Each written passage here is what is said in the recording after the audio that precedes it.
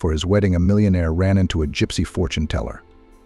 But when she uttered 3 words, MP4, the sun's rays gently filtered through the curtains, waking Alex from a deep sleep. Despite the 2-hour sleep after the stag party, he felt alert, for today was the most important day of his life, the wedding. His heart was beating faster, excitingly reminding him of the changes to come. A month ago, the young millionaire Alex led a very carefree lifestyle, absorbed in the world of glitter, luxury, and unrestrained parties. That night, sitting in a bar with his best friend Christian, they argued over who would decide to get married first. At the word marriage, Alex for some reason immediately imagined his bride Julia, a girl from a good family, whose kinship with her would only improve his financial condition and status in society. They had been dating for 3 years, and the girl had been waiting for the guy's decisive steps for a long time. And the desire to be the first everywhere did not keep him waiting, as Alex the same night asked the girl if she wanted to marry him. Julia's answer was immediate. Yes. Everyone was stunned by this news. After all, Alex seemed to be an eternal bachelor, eager for new adventures. But for him, it was a new challenge to find real happiness, peace. The guy had long felt that something was missing in his life. There was no doubt in the correctness of the decision. And even today, standing in front of the mirror, trying on his black dinner jacket, he smiled to himself. His eyes reflected mixed feelings of excitement and joy. But above it all was the certainty that he had made the right choice. A call came from Christian. The guy who lost the bet was not the happiest guest at today's event. Alex, even though today is a special day, we're not breaking tradition. You can't skip morning coffee in your favorite cafe even today, and hung up without waiting for his friend's answer. It was impossible to refuse. For the last time not to change the habits of bachelor life, Alex hurried to the cafe. A little history of already past, cheerful, carefree, free life. The favorite coffee in the favorite place. Time passed imperceptibly, and the young people realized that a little more and they would be late for the registry office would make the bride wait. Alex did not want to get married. At the entrance to the registry office, someone's hand grabbed Alex's arm. When he turned around, he saw a girl in a bright gypsy outfit. The girl, with a smile and some rudeness, which she tried to hide by raising her voice, said, "Don't hurry. Not your destiny." And disappeared in the crowd of guests. Alex, as if numbed. Mixed feelings did not let him make the next step. That smile, expressive look, which seemed familiar. The words all jumbled together. Christian ran up and, clapping Alex on the shoulder, said, "Well, my dear groom, go meet the bride. She is especially beautiful today." As soon as Alex looked at the bride, he immediately realized that he didn't want this wedding. There were no words, only whispered to Julia. "I'm sorry, I can't make it."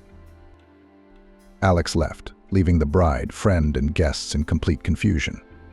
Considering such an act a humiliation and insult, Julia's father took his daughter to another country and broke off business relations with Alex. The resulting problems in business, talk, and gossip did not bother Alex much. He was busy looking for a young gypsy girl. Miranda grew up with her grandmother, Mrs. Melissa, who took her away from the gypsy Tabor when she was still a child. The woman did not want her granddaughter to repeat the fate of her mother, Caroline. Caroline was married off at 15 to the son of a baron, and there was nothing Mrs. Melissa could do about it. She had lost her husband early on and raised her daughter alone, following gypsy law. The baron had the last word in the Tabor. In case of disagreement with him, only a man could talk to him. Seeing the stunningly beautiful Caroline, she was immediately noticed. But Mrs. Melissa hoped that marriage was out of the question until her daughter came of age. Miranda's grandmother had married early, but her husband was a very fair and honest man, and he was very fond of his daughter and wife. For some unknown reason, he was sent to prison and never came out.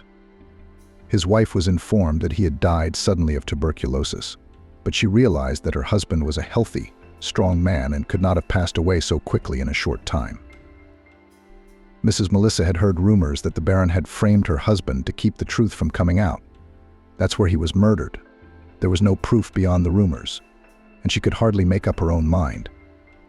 All her thoughts then were on how to raise her daughter and keep her safe from evil. Her daughter Caroline was treated with contempt in the baron's family, but Mrs. Melissa heard no complaint from her. She only saw her fragile, delicate, beautiful daughter fading away with each passing day.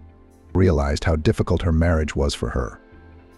After giving birth, Caroline went blind, and the Baron's family, instead of finding a doctor and help, was already looking for a new wife for their son.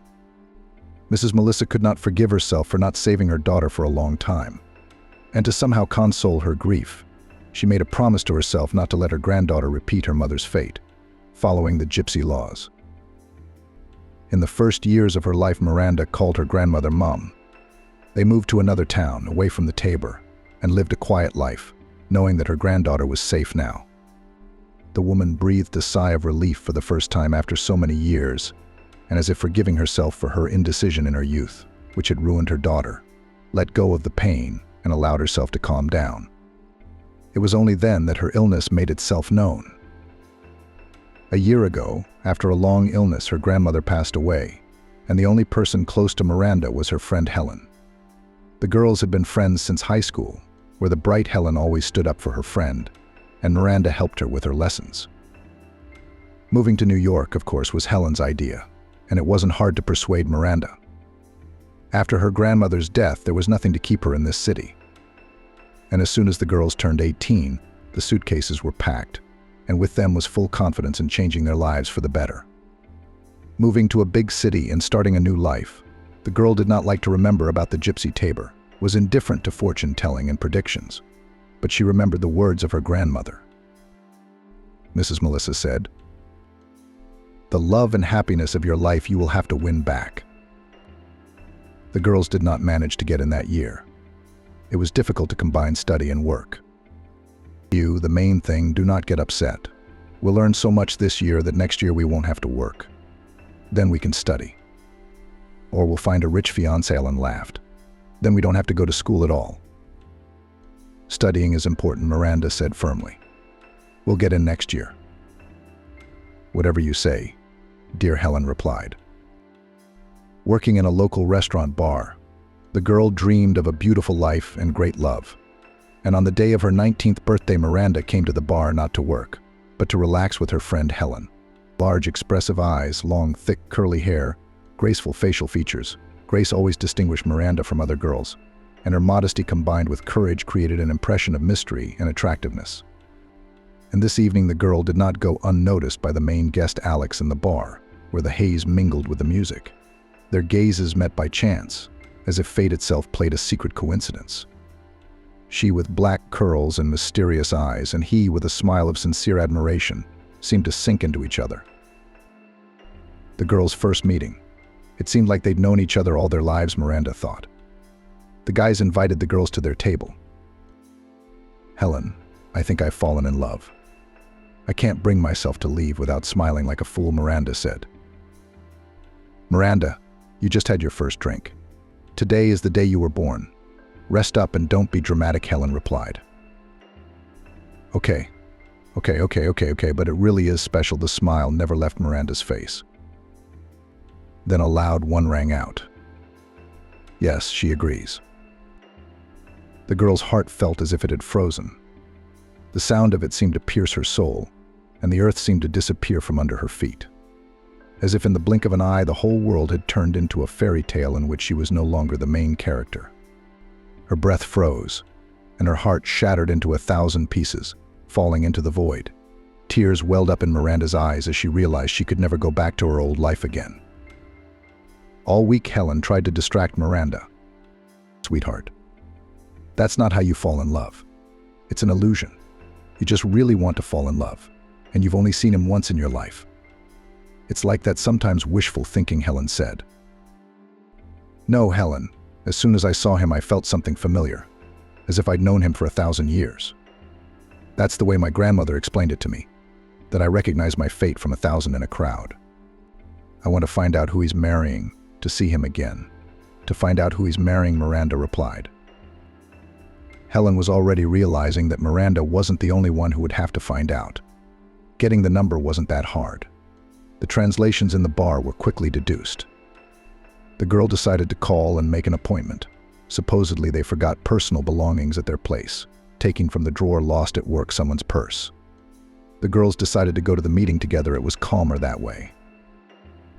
Miranda's excitement stopped when Christian entered the cafe. Now, instead of excitement, she could barely hold back tears of resentment and disappointment from the failed meeting with Alex that she hadn't noticed Helen and Christian talking and exchanging phone numbers. "Did you like him?" Miranda asked Helen. "Christian? No, of course I don't. I'm trying for you, aren't I? Blondes are my type." "If only for me," Miranda said. "Then stop it. Come on. Now that we've started, we need to follow through. Your meeting to be Helen," interrupted her. The first thing Christian saw when he opened the door of Alex's flat was dirty, scattered things, bags of rubbish and bottles all over the flat. On the table, leftover pizza and all sorts of customized food, cigarette butts. Alex had quit smoking, though, and bottles of hard liquor by the smell in the flat. Megan's housekeeper definitely hadn't been around lately. "Alex, isn't it time you picked yourself up and started working? Are you aware of the losses?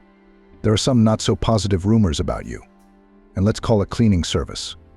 Auntie Megan can't do the cleaning, and bags of rubbish are a bit heavy. You don't have to throw away the bottles, though at this rate you'll have to turn them in soon," Christian said. Things were not going well at the firm. Mr. William tried to cause Alex more problems as revenge for his daughter. "We'll solve it temporarily. You're in charge. I need time for now, and I don't care about gossip. Let them talk, and let Mr. William ask his daughter. If I didn't pay attention to the rumors before and considered them just rumors, now everyone knows that my fiancé didn't turn out to be the right one either," Alex said thoughtfully, looking out of the window. It was obvious that he was worried. "Maybe it's really just rumors," Christian asked quietly. "Why do you think her father sent her to another country right away? Giving away a pregnant daughter in a hasty marriage didn't work. We have to hide it now. I almost fathered another man's child with my unfaithful wife. If it hadn't been for that gypsy woman, by the way, whom you promised me you'd find, and you still haven't, and you've come again with talk of work and Julia. New York is big, my friend. How am I going to find your gypsy exactly?" Christian replied. Alex grinned, but he clearly liked the phrase. "Okay, I've got to go. I have a date with a beautiful girl this evening. I don't want to be late. In case she says no, then marry me. And I still want to win your bet," Christian said with a smirk and headed for the exit. That's kind of where she should have started with that news. "I'll be only too happy to lose to you, my friend. I'll tell you about it sometime. I'm off and running." "Well, come on. Have a good evening." Christian left, and about 30 minutes later the phone rang. Shit. He forgot his phone, Alex thought. The calls didn't stop, so he decided to answer it. "Hello, where are you? Do I have to turn in my shift and go out already?" the girl on the other end of the line said indignantly. "Hello, Christian's been out for half an hour and he forgot his phone. Probably traffic jams. You wait a little while. And if you give me the address, I'll come and give him the phone." Having received the address, Alex immediately drove off. The curiosity to see his best friend's possible bride still got the upper hand over the laziness and apathy that had been haunting him lately. Christian, having decided that he had forgotten his phone at work, went to the office to get it first, unable to tell Helen that he would be late. Alex arrived at the bar first. Seeing a familiar face, he immediately approached Helen. "Are you Christian's girlfriend?" "Well, not exactly. Hang on a minute." "I'll be right there." Helen ran after Miranda. "Sunshine, darling, please come out. There's someone asking for you." "Who?" "Why don't you come out and have a look?" They were adjusting their uniforms. Miranda stepped out and immediately looked up at Alex. The first thing Miranda wanted to do was run away. This was certainly not the kind of encounter she had expected in the workplace. Not in the best possible way to appear in front of Alex. Nazarov decided to approach first. "Well, hello, beautiful. You did not have time to tell me who my destiny is," Alex said, smiling.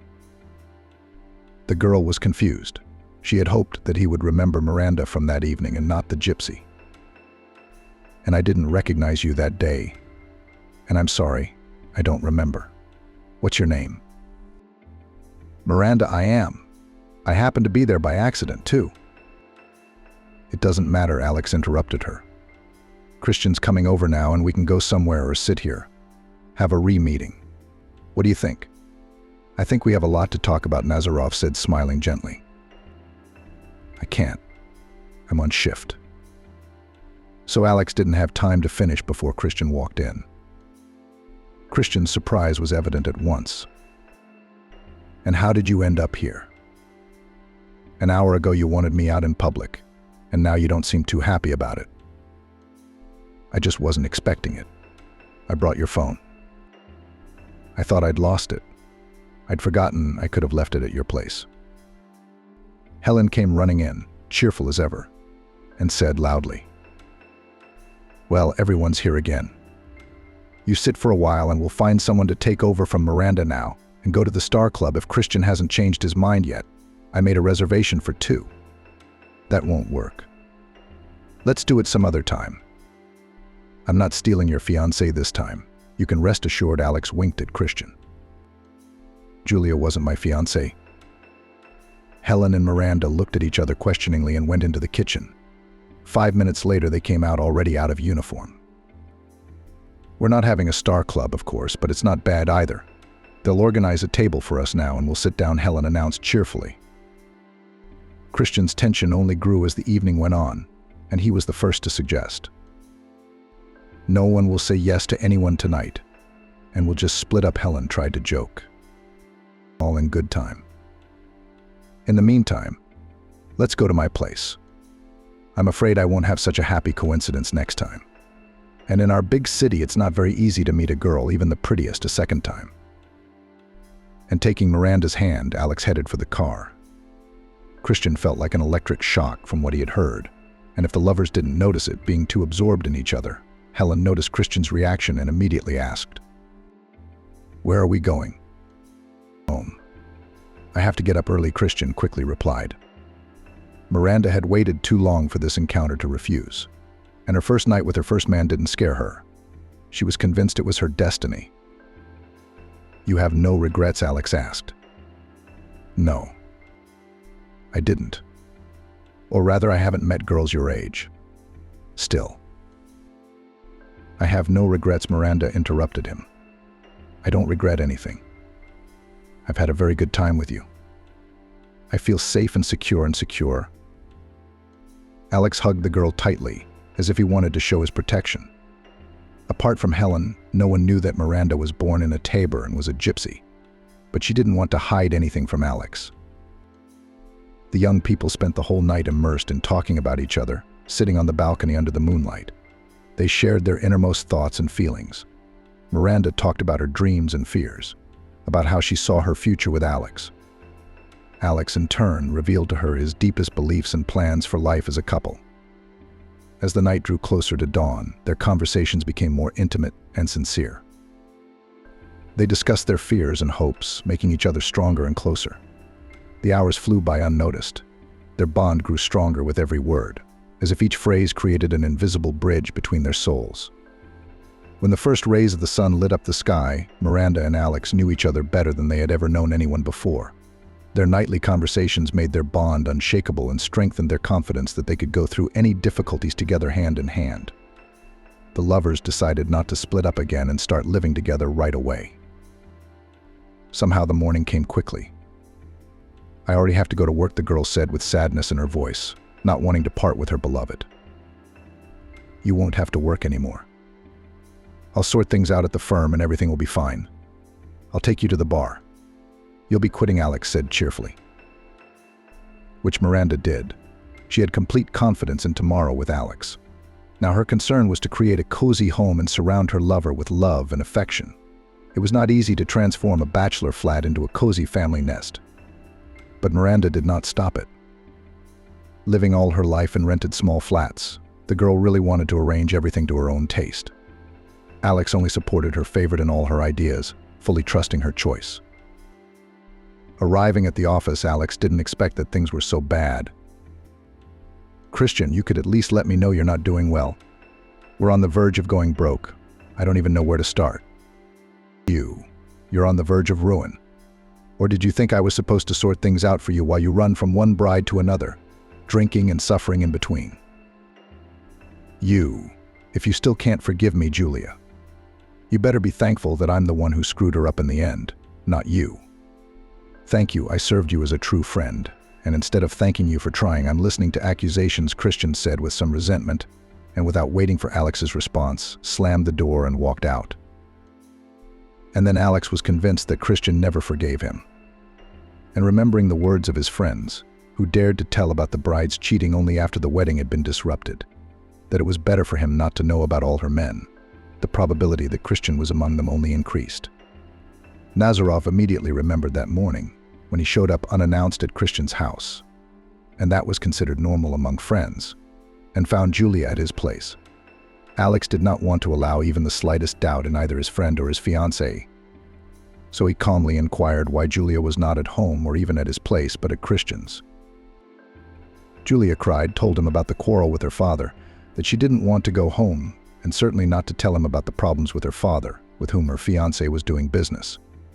She didn't want that, knowing what a wonderful friend Christian was. He was the one she had decided to come to for support. Now Alex realized how foolish it had been to believe that. But then he convinced himself that the closest people to him wouldn't do that to him. Julia and Christian had only been dating for a week, when at a common party she noticed at first sight a tall, handsome man, elegant style of clothes and confident look. Alex was charming and polite. His smile and sense of humor instantly attracted Julia. His attention and caring attitude to others did not leave her indifferent, and they left the party together. Only the next morning Alex learned that he had stolen his best friend's girlfriend and, having decided to tie his life with Julia, went to explain himself to Christian. "Come on, mate, don't worry about it. She was just a temporary girlfriend. There are plenty of those. Today she's one, tomorrow another. You know me," Christian tried to convincingly portray indifference to the situation. Alex had his doubts about Christian's words, but the relationship with Julia didn't end. The girl was doing everything she could to strengthen their bond. Problems at work were being sorted out.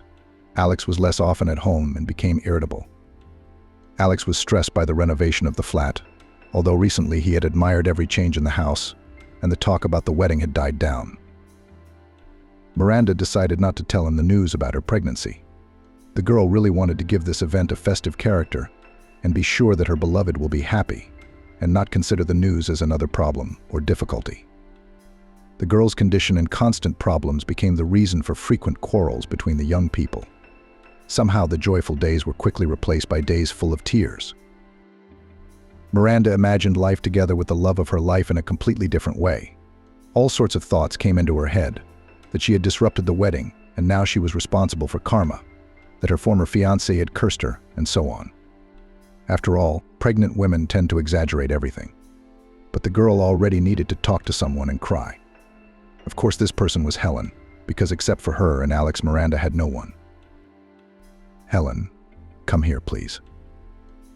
I can't take it anymore." She sobbed into the phone. Helen arrived at once. "Honey, be patient a little. Soon everything will get better. It's the first crisis in your relationship. You just need to wait it out, and you need to tell her about the baby as early as possible. God gave you a baby for a reason. It will bring you closer together now," Helen said. "Do you think I'm afraid? That I'm not sure?" Miranda interrupted. "Why don't you calm down? Get yourself cleaned up and have a romantic dinner where you can tell him about the baby." "Thank you, Helen. I guess you're right." "I'm always right," Helen said proudly. She kissed her friend. "Have you been to the doctor?" "No, I just had a test." "Oh my God. Then we'll go to the doctor first thing tomorrow morning. If everything is confirmed, only then tell your fiancé everything. And after the doctor, we'll go and pick out a dress for you. It's a big night after all.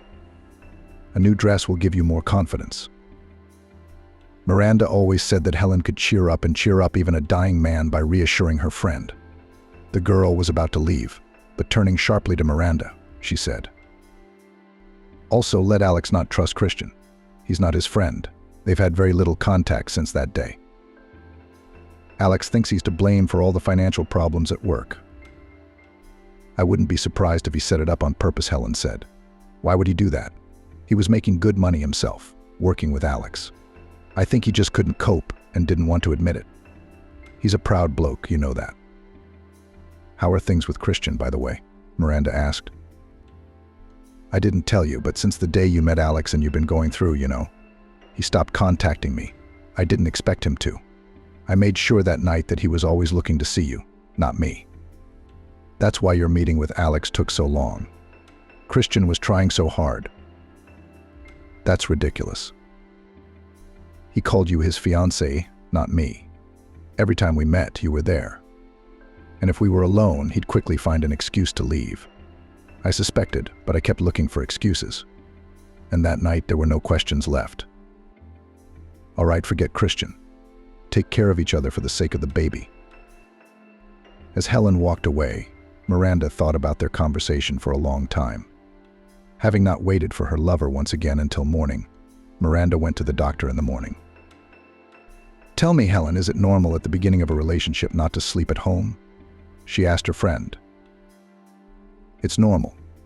It's normal nowadays. The future father should hurry up with the solution of his financial problems before the birth of the baby. And you should just mind your own business, Helen replied. Of course, she didn't like the situation either. But now it was more important to keep the pregnant woman calm.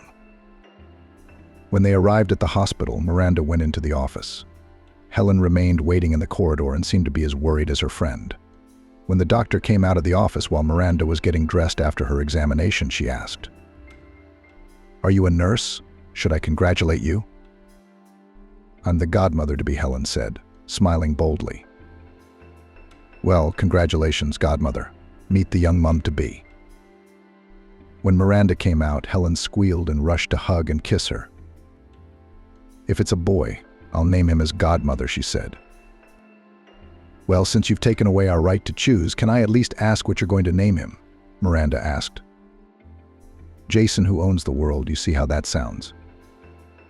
"Let's go with Jason. As long as he's healthy," they discussed how their lives would change.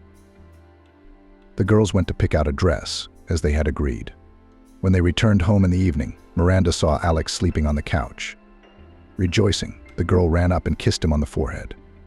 With that, the guy, awake, responded with just a kiss on the cheek.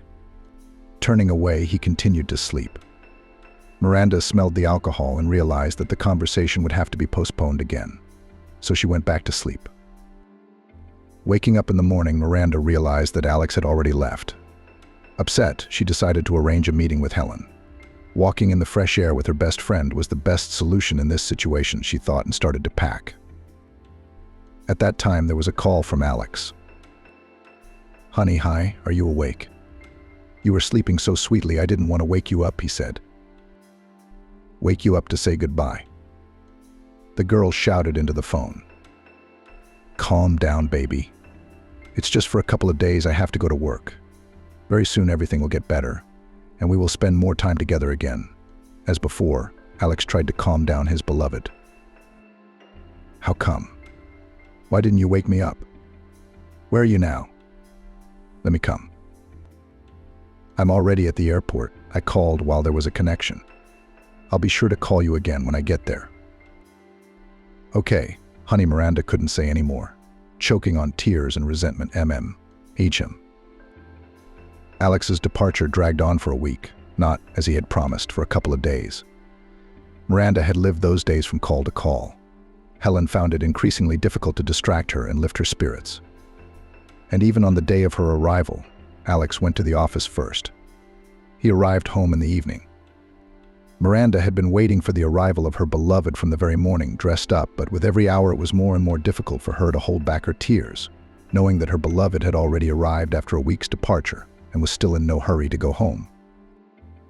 When the doorbell rang, Miranda immediately forgot all the offenses and opened the door with trembling hands. Alex arrived with a huge bouquet of roses. Seeing his Miranda, he suddenly realized how much he missed this fragile little girl. He picked up his beloved in his arms and hugged her. "Forgive me, my darling. I have recently been inattentive and irritable towards you, and only when I was away I realized how dear you are to me," Alex said quietly, with a sense of guilt in his voice. "I understand everything, Alex. I cried only because I missed you. But if our meetings will be the same every time, then I'm ready for separation," said the girl with a smile on her face. I remember falling in love with that smile. Smile more often, please. I'll do anything for an occasion. Hugging each other tightly, the young people went to bed. Miranda didn't want to disturb today's idol with any news. Today she fell asleep happiest in the arms of her lover. In the morning, Miranda had breakfast in bed. I think that's how princesses start their mornings in American films, she said. This is how the morning of the happiest women begins. Let's have breakfast together, Alex answered. Miranda suggested that Alex go out and spend some time together. We'll go out, darling, but I have to go to work again tonight. I promise not to stay out too late. In the meantime, you get ready. I'll take you to the best restaurant in New York. Are you sure you haven't been there? I haven't been anywhere, Miranda said with a laugh. You will. And not only in New York, Alex kissed her and headed for the exit. Miranda called Helen. Having shared her joy, the girl began to advise on what to get out. I told you, it takes time and patience. Everything will work itself out. Congratulations, you have survived the first crisis, and God willing, the last, said Helen. Thank you, darling. God willing, Miranda said with a sigh of relief. Let me guess, you never told me about the pregnancy? I didn't. I missed him so much I didn't have time to talk, you know. But let's wait till the baby's born and he'll talk and tell me. Well, don't exaggerate, Helen. We're going out to dinner tonight, where I plan to tell him everything. You'd better advise me what to wear, Miranda said to Helen. The weather won't allow me to wear a new dress tonight. Are you going to take the underground and walk the rest of the way? Darling, you've got a man in a comfortable car to take you door to door. Are you talking about the weather? You're right. I'll wear my new dress. That's good. I won't bother you at night, but I'll expect to hear from you in the morning. I promise, Miranda said, laughing, and said goodbye. While she was talking to Helen, her phone kept alerting her about new messages, and she couldn't wait to open them, expecting warm words from her beloved. But the girl didn't even realize that in a second she would be in for the disappointment of a lifetime. One by one, she opened the photos of Julia with Alex in Los Angeles, where her beloved was flying to, supposedly on business. It was clear from the photos that there had been an affair. It wasn't until the message at the end. I have reclaimed what is rightfully mine. And you go back to your trailer. Resentment and anger raged in the pregnant girl's heart. She was torn between wanting to scream and cry. She felt betrayed and cheated and couldn't understand how any of this could have happened. The worst part was that now her whole world had crumbled and she didn't know how to go on with her life. But besides anger, the girl also felt a deep sadness that their relationship had ended this way, and that all their shared moments had become empty and meaningless. She was broken and stunned, experienced a sense of loss and disappointment. This was the hardest moment of her life for her, and she realized that she was definitely not staying in this house. Choking back tears, in despair, the girl packed her things. At some point in the poor girl's mind, even thought of killing the child from the traitor for fear that she might not be able to cope alone. But even at the hardest moment, the girl realized that she was strong and able to overcome all difficulties. No matter how hard it was, there was nowhere for Miranda to go but to Helen. Opening the door, her friend was horrified to see Miranda in such a state. How could all this have happened to me, Helen? Miranda asked. I ruined their lives. I ruined their lives. I ruined their wedding, and now I'm responsible for my actions. And most of all, the baby. He doesn't deserve to pay for his parents' mistakes. Stop it. They would have broken up anyway. Whether or not the wedding would have happened is irrelevant. It's not your fault, I swear. I'm so hurt and scared. My heart is breaking in pain. It hurts, you know. It hurts. I understand, darling, I understand. Cry, don't hold it in. Cry if you want to, but don't hold it in. Sobbing in her friend's lap, the girl fell asleep. Helen laid her down on the sofa and lay beside her. She woke up to Alex's phone call. Hi, Helen. You haven't got Miranda? I can't get hold of her and she's not at home. Yes, she is, but she's asleep. I'll tell her to call you when she wakes up. That's weird. Are you sure she's okay? Yeah, she'll call you when she wakes up." And the girl hung up. The phone call woke Miranda up. She was determined that she didn't want to hear any explanations from Alex, but only wanted to go far away, never to see him again. "I'll support you in whatever decision you make," Helen said. "Honey, if you want, I'll drop everything and move in with you." "Helen, I'm so glad I have you." The girls hugged each other tightly and drove to the railway station. On the way, Miranda tried to dissuade Helen from traveling together. "Are you crazy? Letting a pregnant friend go to another city alone? I'll put you in a cozy flat, put you on the register, then maybe I'll leave. Until then, it's out of the question." To what city the girls would go, they decided only at the railway station, where the nearest flight was. Miranda was in such a hurry to leave, as if she was afraid that when she met Alex, she would want to forget everything and come back again. But such betrayal was unforgivable.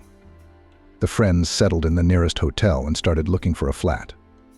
Although life in a small provincial town was not as expensive as in the capital, but it is always hard to start from scratch. Helen decided to quit her job and stay with her friend for the first time. Miranda got a job in a flower shop and Helen in a small cafe nearby. The girls made plans about the future life of the child without touching the topic of life in New York.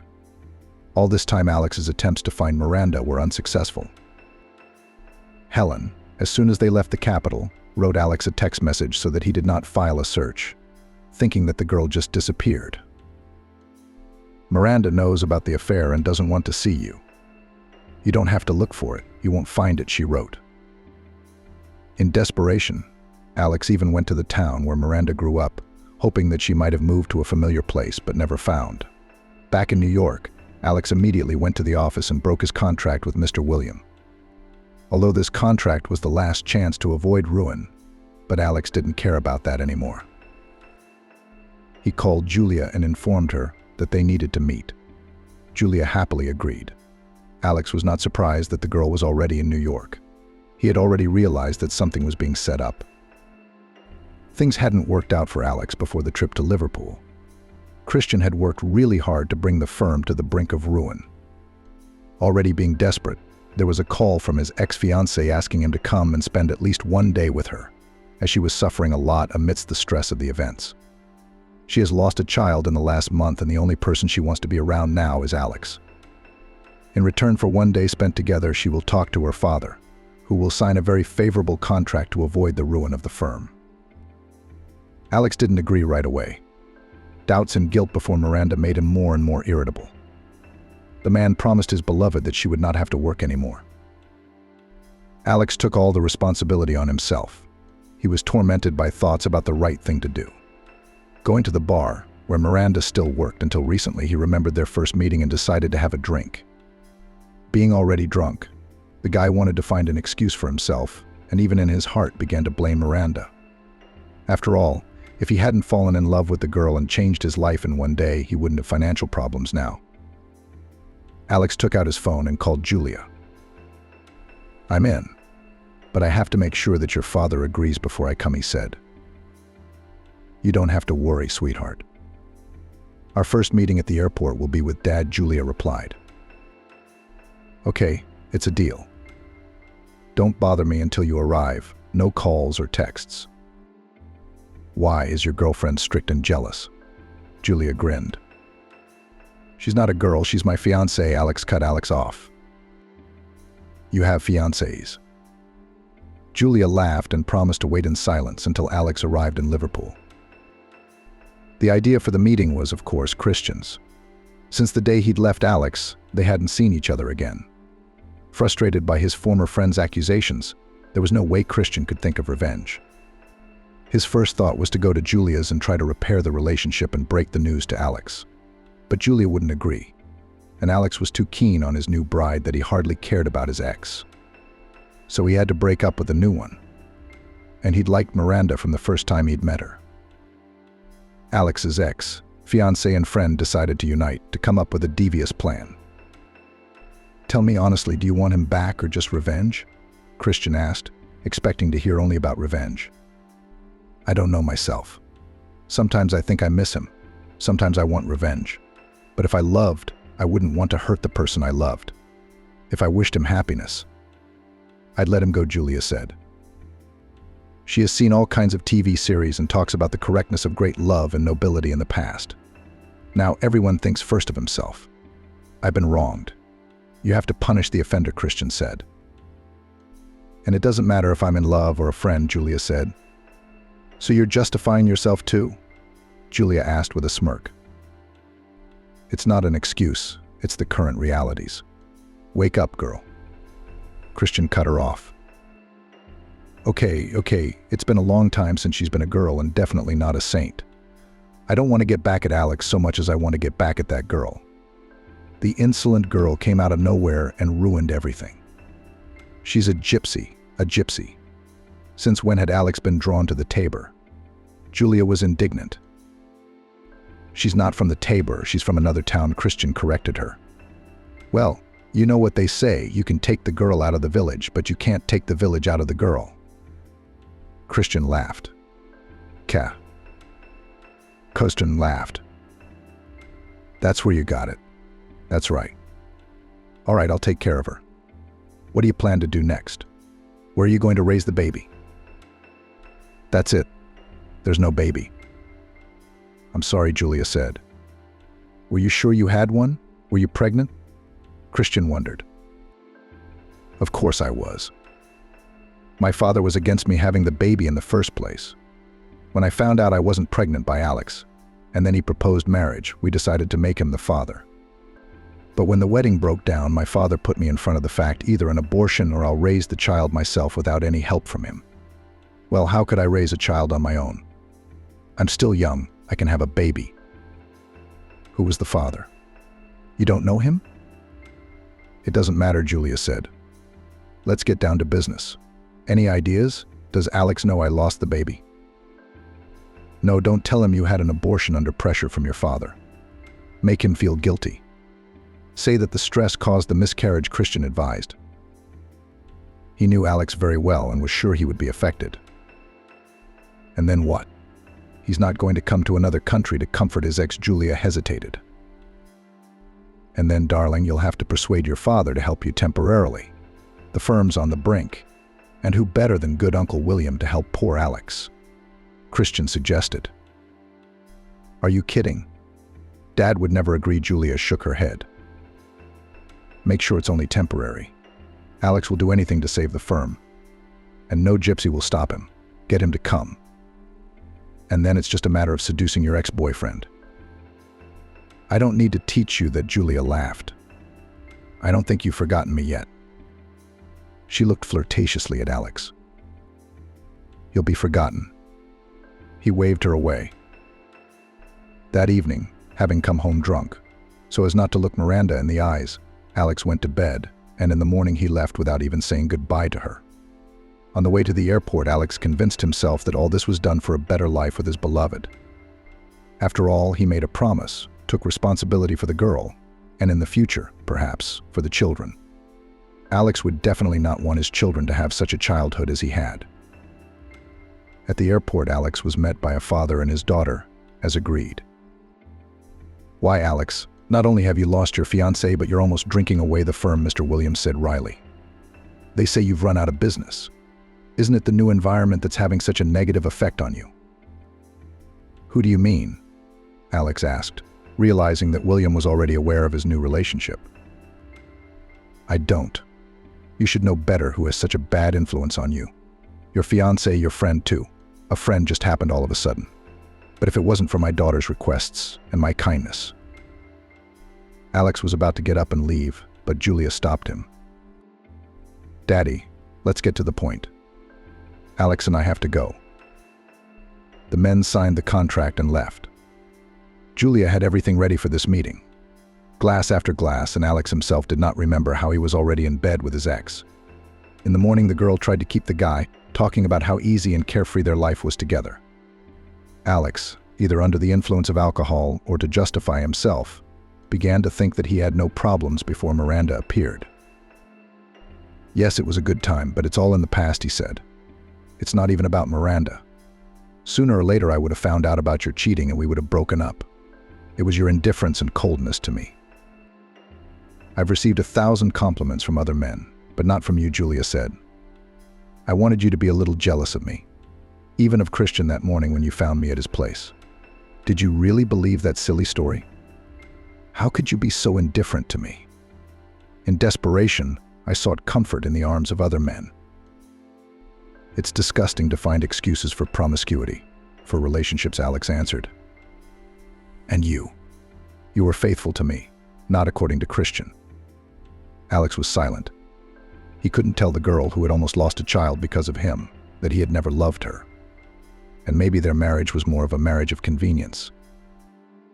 Calm down, please, it doesn't matter anymore. He only squeezed out. You don't have to answer. I know the answer to my question, it's who you are. You cheated on me, and you cheated on your new one with me. Let's not bring Miranda into this. Alex was angry, not knowing whether it was at himself or at Julia. Do you think your deep girl will forgive and understand you as I do? I asked her to. Okay, soon you will come to the fact that, like me, no one will understand and accept you. Alex didn't want to stay in Julia's flat any longer and hurried to the exit. At his daughter's request, Julia's father delayed the final resolution of business issues under various pretexts. Alex was able to return to his beloved Miranda only a week later. Alex drove in anger to meet Julia as soon as he arrived at the appointed place. Roughly, he grabbed the girl's arm and began to question her. I'm hurt. Let go. Are you out of your mind? What have you done? Admit it. What did you say to Miranda? What do I care about your gypsy? Julia replied. And then Alex realized that Christian was involved. There was no one else Julia could have learnt that his fiancée was a gypsy. Right, so you're in on it. You tell me where he is. Or should I look for him? Don't play dumb with me, Alex said. You know exactly who I mean, Alex said to Julia. I understood that you are not yourself and you need to calm down. Julia tried to avoid the conversation, realizing that she had said too much about Christian. I'm the one who's still calm, darling. You're coming with me until you tell me where Christian is. How do I know where your mates are, mine or yours? Julia objected. You were going to say? Julia decided it was better to keep quiet until Alex calmed down. How long are you going to keep quiet? Did you get what you wanted? She's gone. I paid off your father's debt. The firm's gone. I lost my woman and my firm, which means you have no chance at anything. If you just wanted to get back at me, congratulations, you've succeeded. All is lost. Will you at least tell me now where the bastard is? And what are you going to do with him? Kill him. Would that make you feel better? That's for me to decide. Tell me, Alex demanded. On the way, Julia wrote to her father to pick her up from Alex. As they drove up to the house, Mr. William was waiting for them. Seeing Alex dragging his daughter by the hand, he immediately ordered his guards to take her away. That's in tears from fear, and still with a little guilt and pity for her former fiancé, Julia got into the car to her father and asked him to take her straight to the airport. When Alex entered the empty flat, where everything reminded him of Miranda, because every corner was full of coziness and warmth, he took a bottle of vodka out of the fridge and collapsed on the sofa, wishing to fall asleep quickly and not to wake up for a long time. In the morning, he decided to call his mother, with whom he rarely communicated. Alex grew up without a father, and when his stepfather came into his life, his mother increasingly sided with his stepfather rather than with her son. As a teenager, Alex began to run away from home frequently, facing misunderstanding from his family. After graduating from high school, he decided that he would no longer live in this atmosphere, and on the pretext of entering university, he went to New York in search of a better life. When Alex left home, he was determined to change his life. He no longer wanted to see his mother and stepfather spending evenings drinking and neglecting their responsibilities. The first years in New York were not easy. Alex worked many hours at a thankless job, earning rent for a tiny flat and food. He struggled through hardships and never gave up, striving for his goal. Over time, Alex found his calling in business. He developed several successful projects and became a sought-after specialist. With his persistence and talent, he achieved success and opened his own company, which he treated as his brainchild and valued very much. Alex resumed communication with his mother and tried not to remember about offenses. He bought her a flat and sent her money on a regular basis, although he knew that she would spend half of it on drinking. After her stepfather's death, the woman had suffered a microstroke and could not move well, but she managed quite well on her own. Alex rarely but still went to visit his mother, who refused to move to the capital from her hometown. Though Alex convinced himself that he had no offense against his mother, he still thought that all his problems in relation to women were because of his mother, that it was her dislike for her son that deprived him of the possibility to love her. Alex thought so, until he met Miranda. After all, this girl turned his life upside down with her sudden appearance, brought colors and made his heart beat like never before. And just as suddenly she was gone, leaving him hurt and devastated. Calling his mother, hearing her hoarse, trembling voice, Alex immediately decided that he had to go home. For the first time in so many years, he said to himself, home. Already sitting on the plane, Alex asked himself, did I feel sorry for my old mom or for myself, left alone in search of at least one close, waiting for me person in this world? Mrs. Margaret, at her age, having realized all the mistakes of her youth, greeted her son warmly. She moved with great difficulty, but tried to set the table in anticipation of her only son. Entering the room and holding hands, mother and son cried, regretting the lost years. After talking about all the resentments and expectations of the past, the mother asked her son about the present. I'll tell you everything, Mum, but not today. Let me stay at home with Mum, drink tea and think about nothing, Alex answered. The woman realized that her son was in trouble, but did not ask any more questions he would tell her himself. The next day, Mrs. Margaret offered her son to go to the flat where he grew up. Alex was very surprised. He was sure that his mother and stepfather had long ago sold the old flat when they moved to the new one, but he refused to go. He didn't want to revisit old memories again and again. And when the woman found out about her son's problems, she offered him to sell the flat and invest in a new business, which they did. Alex bought a small coffee shop in his hometown, from which he began to get a good stable profit. And then he decided that it was necessary to continue the business in New York. And the first thing he did was to go to that very bar with a buyout offer. After all the paperwork, Alex completely changed the interior and theme, and now it was not a bar but a cozy family cafe called Miranda. Of course, in his heart, the man hoped that his beloved, passing by his former job, would realize that he still remembered her. Despite the fact that a year had already passed, a whole year of life without Miranda, Alex came here every day for breakfast, lunch, and dinner, sat at the window, where he would definitely not miss a passing girl with a painfully familiar gait. When his mother stopped walking altogether and could only move around in a wheelchair, Alex managed to persuade her to move to New York. He sold the new flat and bought a few more coffee shops. Alex's business was booming, but he didn't want to think about his personal life. He still waited and believed that he would meet Miranda again.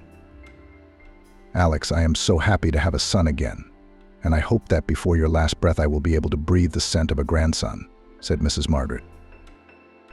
You're young, handsome, successful. I don't understand why you're still single. Is there no one else? Who do you fancy? Mrs. Margaret asked hopefully. Someday, Mum, there will be grandchildren. You just live, Alex replied. One evening, walking along the seafront, Alex thought he heard a familiar voice. Without thinking, he ran towards the girl. And he was not mistaken. It was Helen. Helen, it's so good to see you. Do you have any idea where Miranda is? Don't you dare lie to me. Are you sure you know? Alex exclaimed. I know, and I won't tell. You can torture me. Live with your Swedish family, away from Miranda and the baby, Helen replied. Who are you talking about? What Swedish family? Alex was confused. Helen realized that she had almost blabbed about Miranda's baby, something she had promised not to tell her friend. Swedish or whatever. I'm not going to find out. It's up to the three of you, she said. Alex laughed. Helen, you haven't changed a bit. You're still the same. Yes, we don't change and we don't change. There is something to aspire to for some people. Hinting at Alex's mistake, Helen said and hurried to leave. But Alex managed to grab her arm. Helen, I've been looking for you for a whole year. I was in your hometown, bought the cafe where you worked. I've clung to every little thing, hoping you'd turn up. And I'm not just going to let you go today. Where's Miranda? She doesn't want to see you. You hurt her very badly. And now that she's living in peace and letting go, you want to show up again. Do you have a shred of conscience and compassion? Helen was outraged. I have to talk to her. Give us a chance. If after we talk she wants me to leave, I promise I'll never bother you again. Have you made a promise to her once before? Helen asked. Helen, please, Alex pleaded. After a little thinking, the girl decided that the conversation between the former lovers should still take place. Even if they don't get back together, the little girl should have a chance to have a father. Having received the address, Alex immediately flew to his beloved in another city. But there was no one at home. Alex sat at the door for several hours and was ready to wait all night.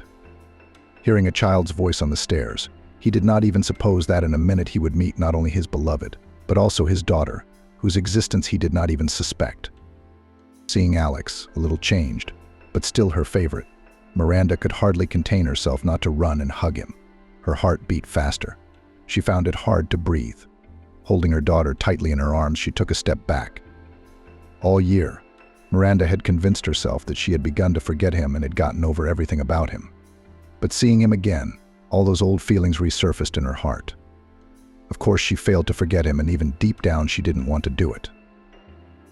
Alex, seeing the little girl, looked questioningly then at Miranda and then at the little girl and barely squeezed out. Who? Miranda took a few more tentative steps back, but Alex, grabbing the little girl in his arms and taking Miranda's hand in his, said, "We need to sit down and talk about everything. And if after we talk you want me to leave, I made a promise to your friend, and I'm making it to you. I won't come into your life again." Miranda nodded and reached for her key, opening the door of the small flat, which had only one room, furnished with old furniture and almost no appliances. Alex immediately wanted to get the girls out of here. "You go into the kitchen, and I'll tuck Caroline in. She's tired after her long walk." "Maybe I could help," he suggested. "No," Miranda said sternly and closed the kitchen door. She hadn't decided whether she would admit to Alex that it was his daughter. After a while, Miranda came out to Alex, but he was already standing there with the girl's birth certificate, and after comparing the dates, he had no questions. She's mine. How could you deprive me of my daughter for a year?" Alex said in a quiet voice of despair. "The same way you took away my faith in our future. Faith in men, promises. What can I say? You took away my ability to breathe. It was painful just to breathe. It was painful and scary to start from scratch." The girl cried, and Alex hugged her tightly, breathing in the painfully familiar scent. "I'm sorry," he whispered. "I'm sorry, I'm very guilty before you. I'll try to make it up to you. Just give me a chance." Miranda wanted to push the guy away, but she didn't have the strength, and she sobbed even harder. And Alex, only hugging her tighter, continued to soothe her until the girl fell asleep. When she woke up, she ran to the cot, but she didn't find her daughter. Terrified, Miranda decided that Alex had stolen the baby girl and left. Running out in a panic into the street without even closing the door, the girl saw Alex and Caroline walking in the yard and ran up to them. Miranda wanted to take her daughter and leave, but Carolina became cranky, and the three of them continued the walk. After the walk, Alex asked to let him feed and prepare his daughter for bed, thus giving the young mum a rest. The little girl fell asleep very quickly in her father's arms, and the young parents spent the rest of the morning in the kitchen talking about the past year. Deep down, Miranda had already forgiven Alex, and she wanted to dissolve in the arms of her beloved, but she restrained herself.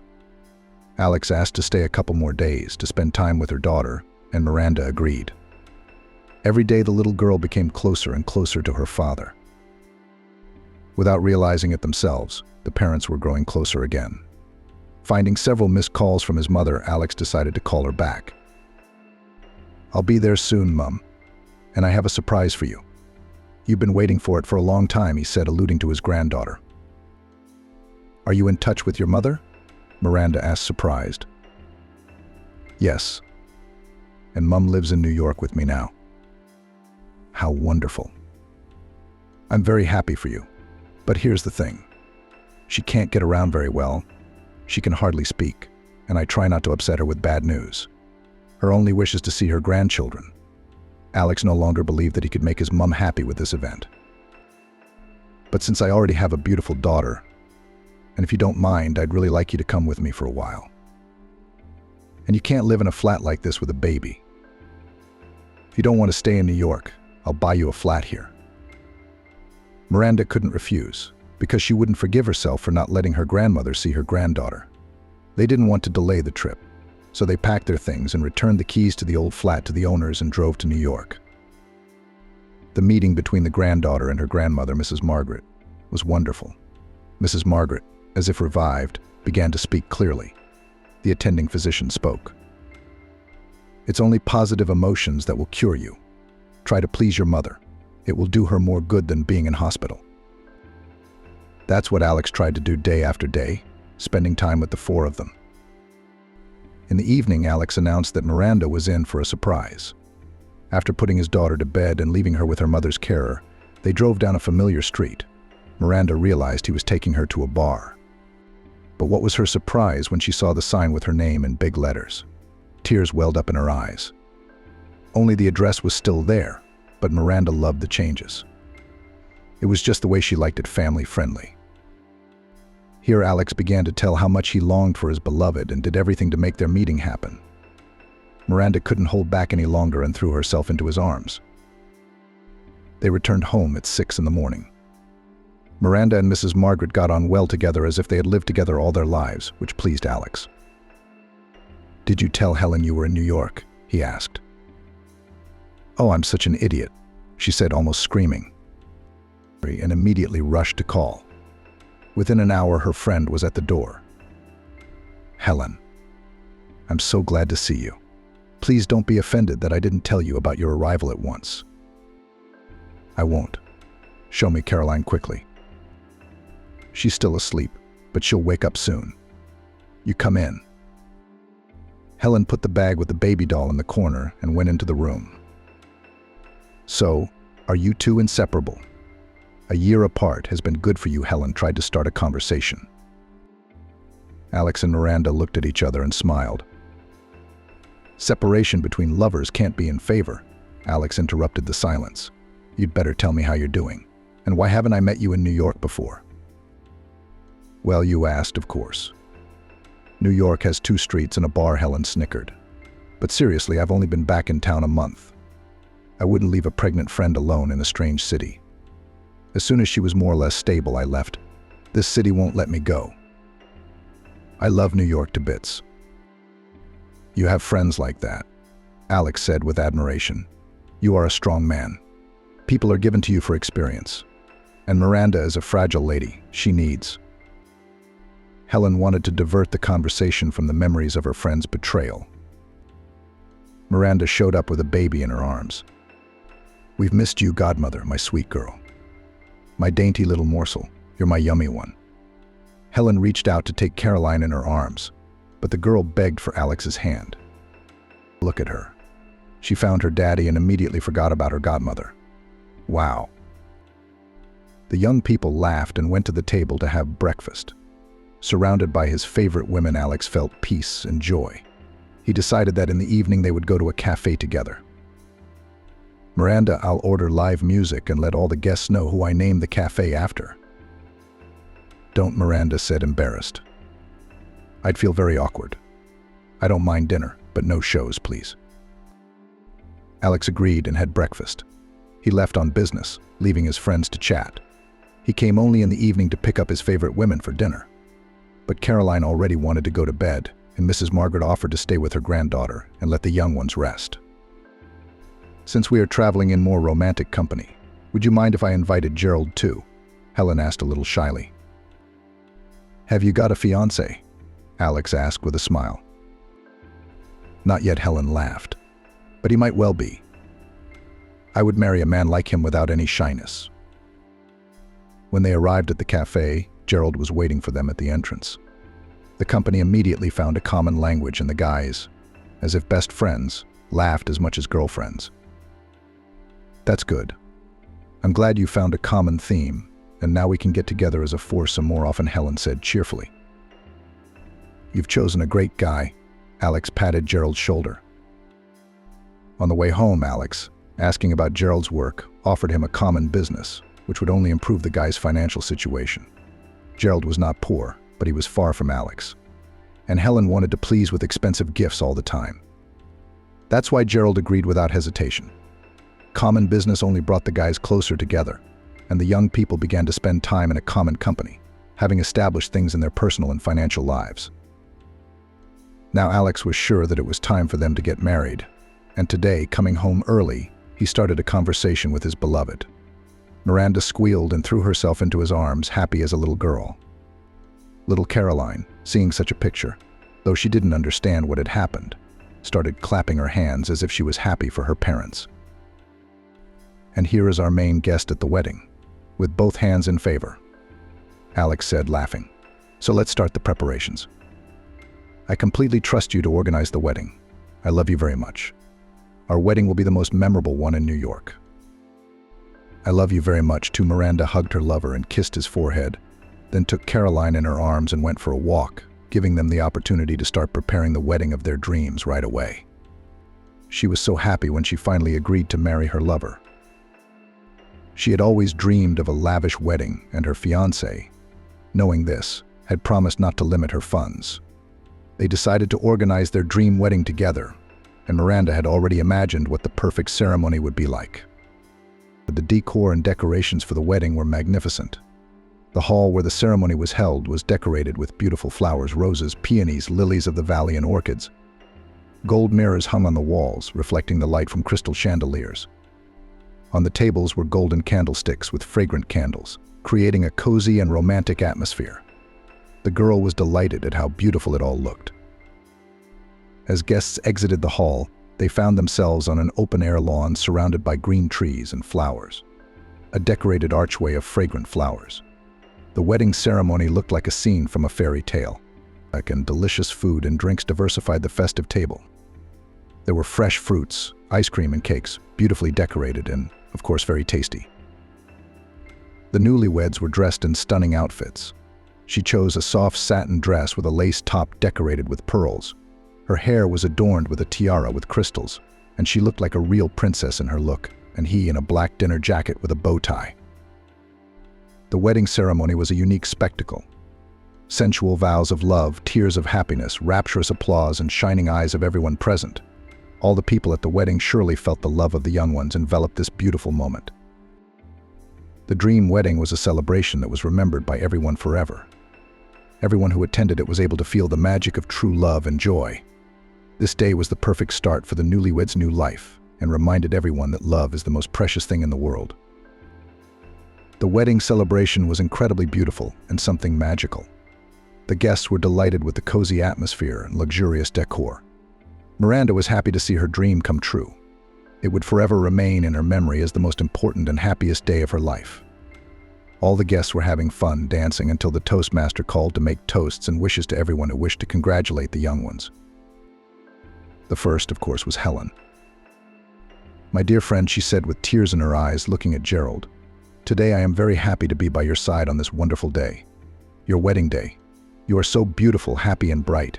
It makes my heart happy that you have found your soulmate. You have always been not only a friend to me, but a sister. And I know that you deserve only the best.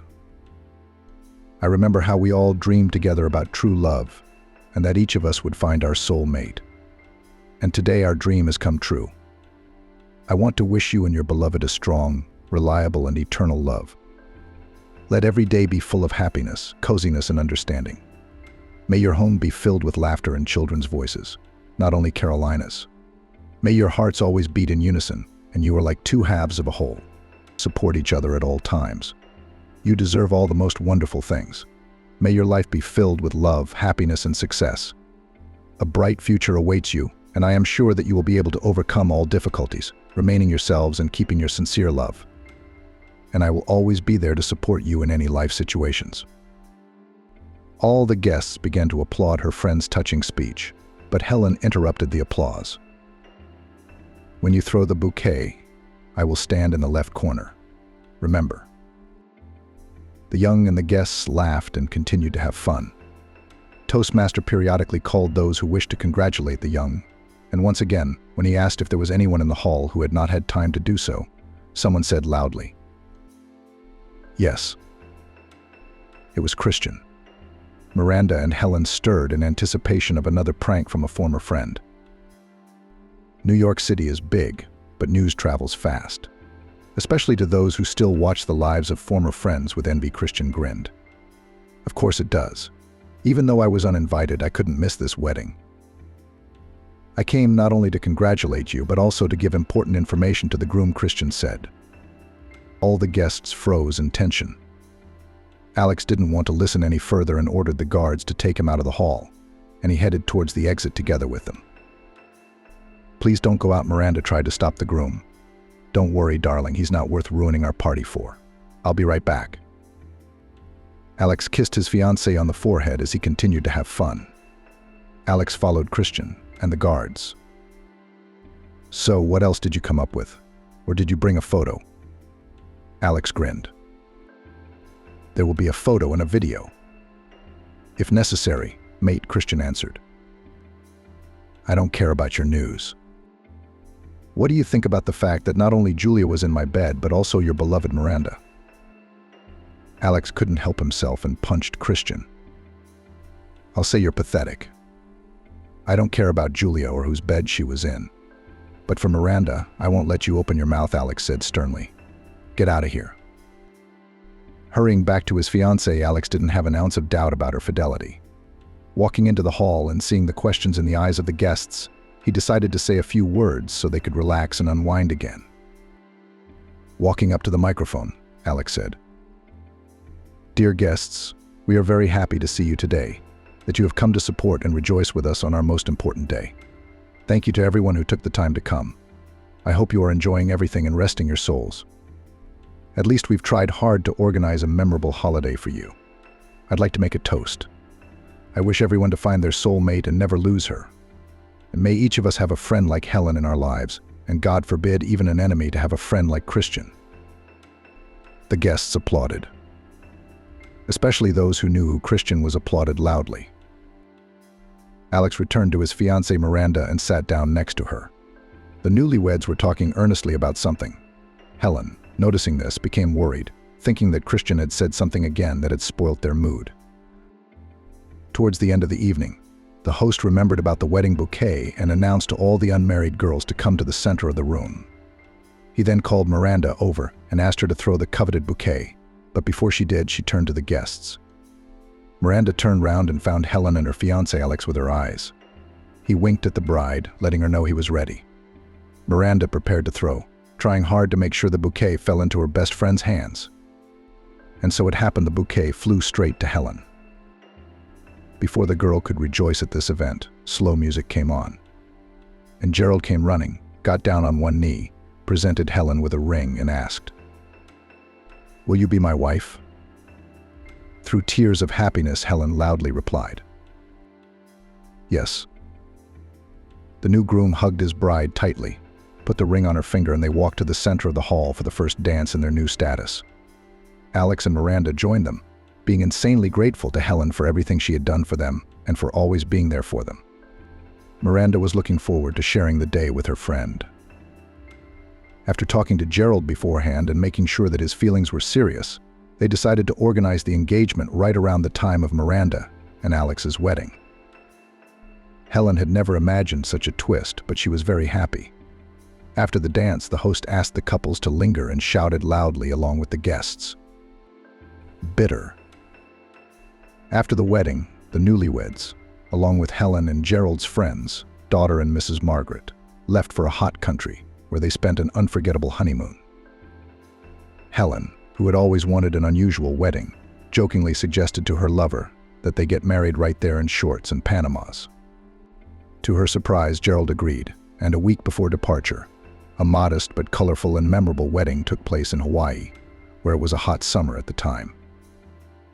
The guests were just the newlyweds with their daughter and Mrs. Margaret. In the morning, Alex, the groom, grabbed his surfboard and headed to the beach for some alone time to prepare for the big moment. He joked that he came to the wedding in shorts, and a brightly colored palm print shirt, but it was hard to imagine himself in a classic suit in this heat.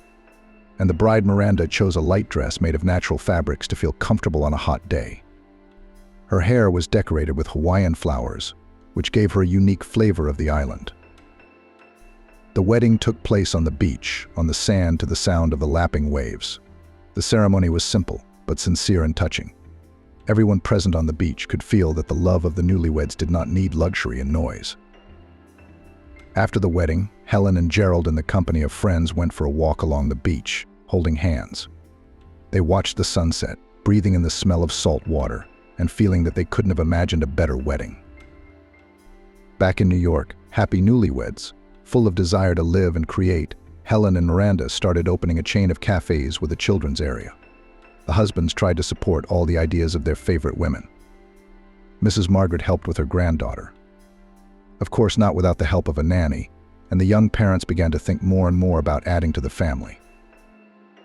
Miranda, remembering how, as a child, she and her best friend had often played mother-daughter and dreamed of getting pregnant at the same time, could not have imagined that their dream would come true. They imagined how they would grow up together, give birth on the same day, and raise their children as sisters. But of course, it was too early for them to think about it seriously. When the friends found out about their interesting position, it was an amazing moment, and they were both insanely happy. Helen and Miranda increasingly spent a lot of time together during the pregnancy, discussing the anticipation of joy and fears. Together, they went to doctor's appointments, shopped for newborn clothes, and just enjoyed their new roles. Close to the birth, Gerald and Helen bought a larger flat in the same neighborhood where Alex and Miranda lived, so that their children could closely communicate and be friends while waiting for the next dream to come true. The happy friends were only concerned about one thing: what to name their children. Going over the names, they had fun spending a happy period in each woman's life. Sammy set up the camera on the flight, and when he looked at the footage, he couldn't believe his eyes. Lexi could barely hold back her tears again. Once again, she believed for the umpteenth time that everything would still be okay. But Eleanor and her daughter Stacy, now they would once again make Lexi in front of her father look like a stupidly spoiled girl having a hard time going through adolescence. I knew Lexi was going through a rough patch. Eleanor rolled her eyes mockingly in front of her upset spouse. But what is it? Lexi's going downhill. If you only knew how hard it is for me to keep her in line. It wasn't like that with Stacy. I know you do a lot for Laurel, and I appreciate you for that, his father said with his eyes downcast. He was ashamed of his daughter for her supposedly ugly behavior. And after all, the most frustrating part was that it was useless to explain to him. Lexi had tried many times to convey to her family man that Eleanor was constantly vilifying her. When her father is not at home, her stepmother humiliates her, loads her with endless errands, does not let her study, meet with friends, do her favorite things. But Eleanor is a master at manipulating people and a wonderful actress. In addition, she always manages to turn the father against his daughter.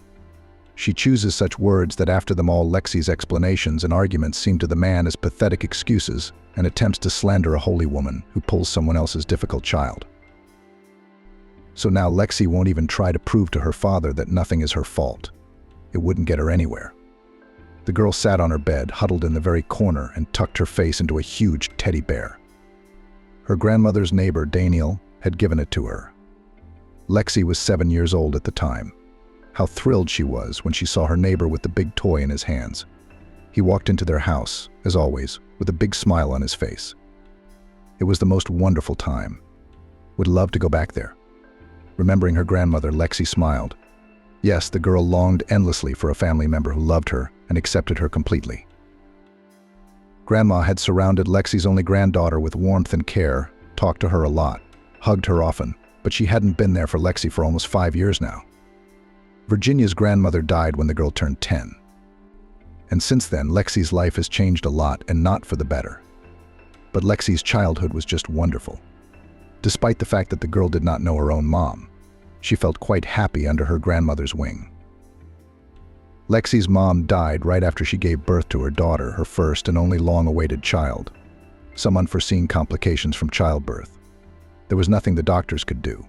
That's how Sami, Lexi's father, found himself with an infant in his arms. He loved his wife very much and couldn't recover from losing her for a long time. What to do with a newborn baby, Sammy had no idea. He was scared to even hold his daughter in his arms. It was good that his mother was there for him. She was the one who took over the girl at that difficult moment. To the great relief of a confused son, completely absorbed in his own grief. At first, the grandmother lived in the orphan family's city apartment. Lexi's mom hadn't had parents for a long time. They died when she was still a student. Sammy worked as a ship's mechanic on a fishing boat and often went on voyages. And he wasn't too keen on taking care of a baby. So Lexi was left in her grandmother's care. At first, the grandmother tried to connect with her daughter Sammy. She wanted him to take care of the baby on his own. Not that it was hard for Grandma. No, it was just, it's the right thing to do. But the man wouldn't hear of it. He was in grief, and he blamed his daughter for what happened to his beloved wife. Lexi realized it later, when she was older. For a long time, her father thought that it would be better if he and his wife lived without children, traveled, paid all the attention to each other, and were happy. Sammy was very much in love with his young, beautiful wife and experienced her loss long and hard. Eventually, Grandma Virginia got tired of being the link between Sammy and Lexi. She had long wanted to go to her small homeland in a cozy house under a green roof in the town of New Portland. And she had a lot of things to do there: a vegetable garden, chickens, cats, and a dog. During Grandma's prolonged absence, neighbor Daniel took care of the household. They certainly had a good and warm relationship. Grandma had helped him out more than once, but it was time to do the honors. Convinced that she couldn't get through to her adult son, Grandma packed up little Lexi and went home with her. Sammy was only too glad for this turn of events. The infant clearly annoyed him and reminded him of the tragedy with its mere appearance. Besides, the man had to go on a long voyage soon, which also pleased him: waves, socializing with colleagues, hard physical labor. Sammy hoped that all this would help him to distract himself from heavy thoughts. In part, by the way, it did. And the grandmother, with her usual energy, joined in caring for her little granddaughter: diapers, diapering, walks with a stroller. It was as if she felt like a young mother again, only now she enjoyed motherhood with full commitment. When her own son Sammy was a baby, the woman did not realize what happiness it is as a child.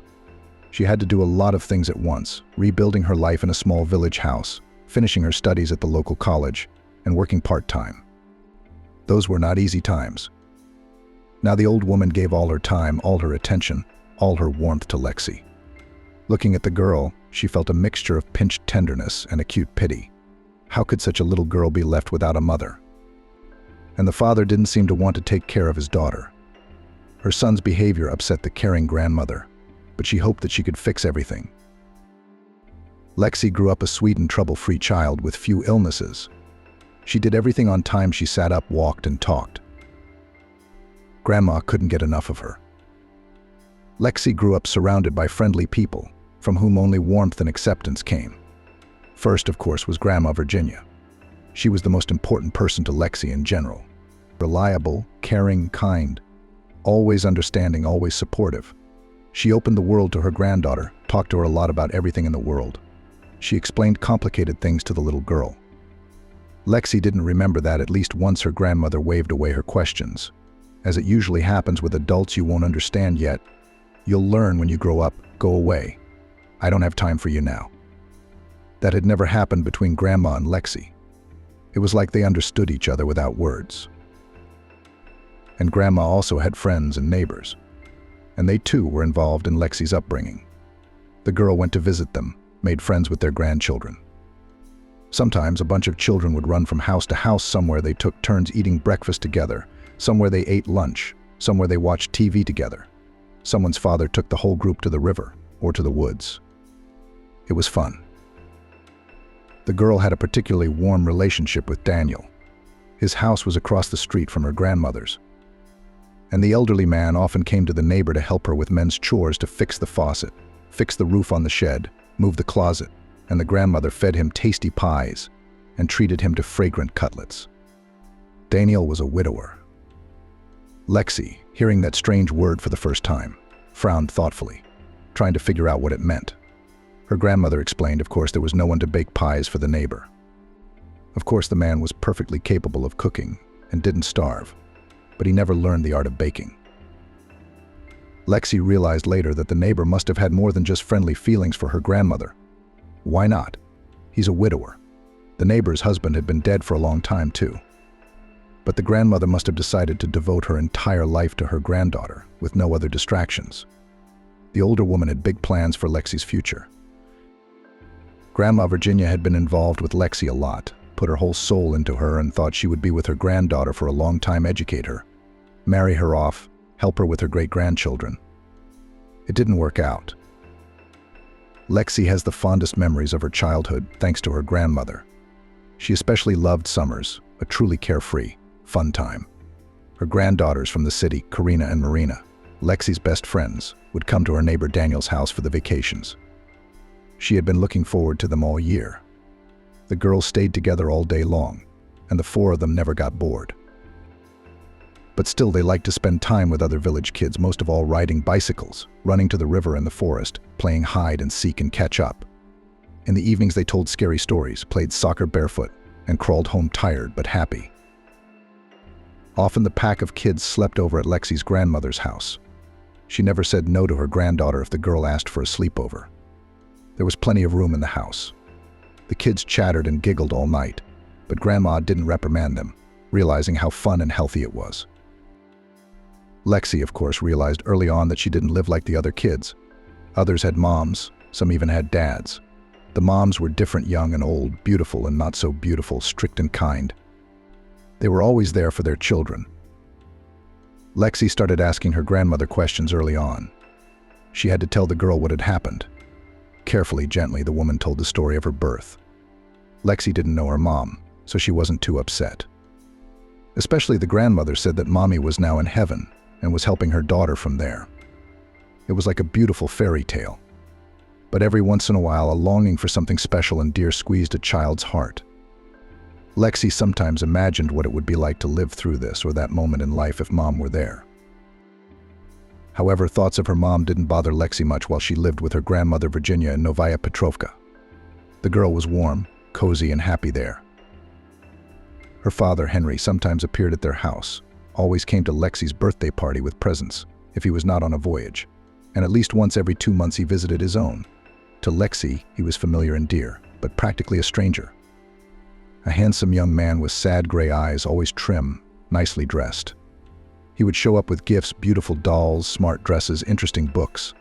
Lexi wondered how he always managed to guess so accurately what she was dreaming of. Could he really read her mind? Later, the girl realized that it was her grandmother Virginia who told her son what to buy for her granddaughter in the city.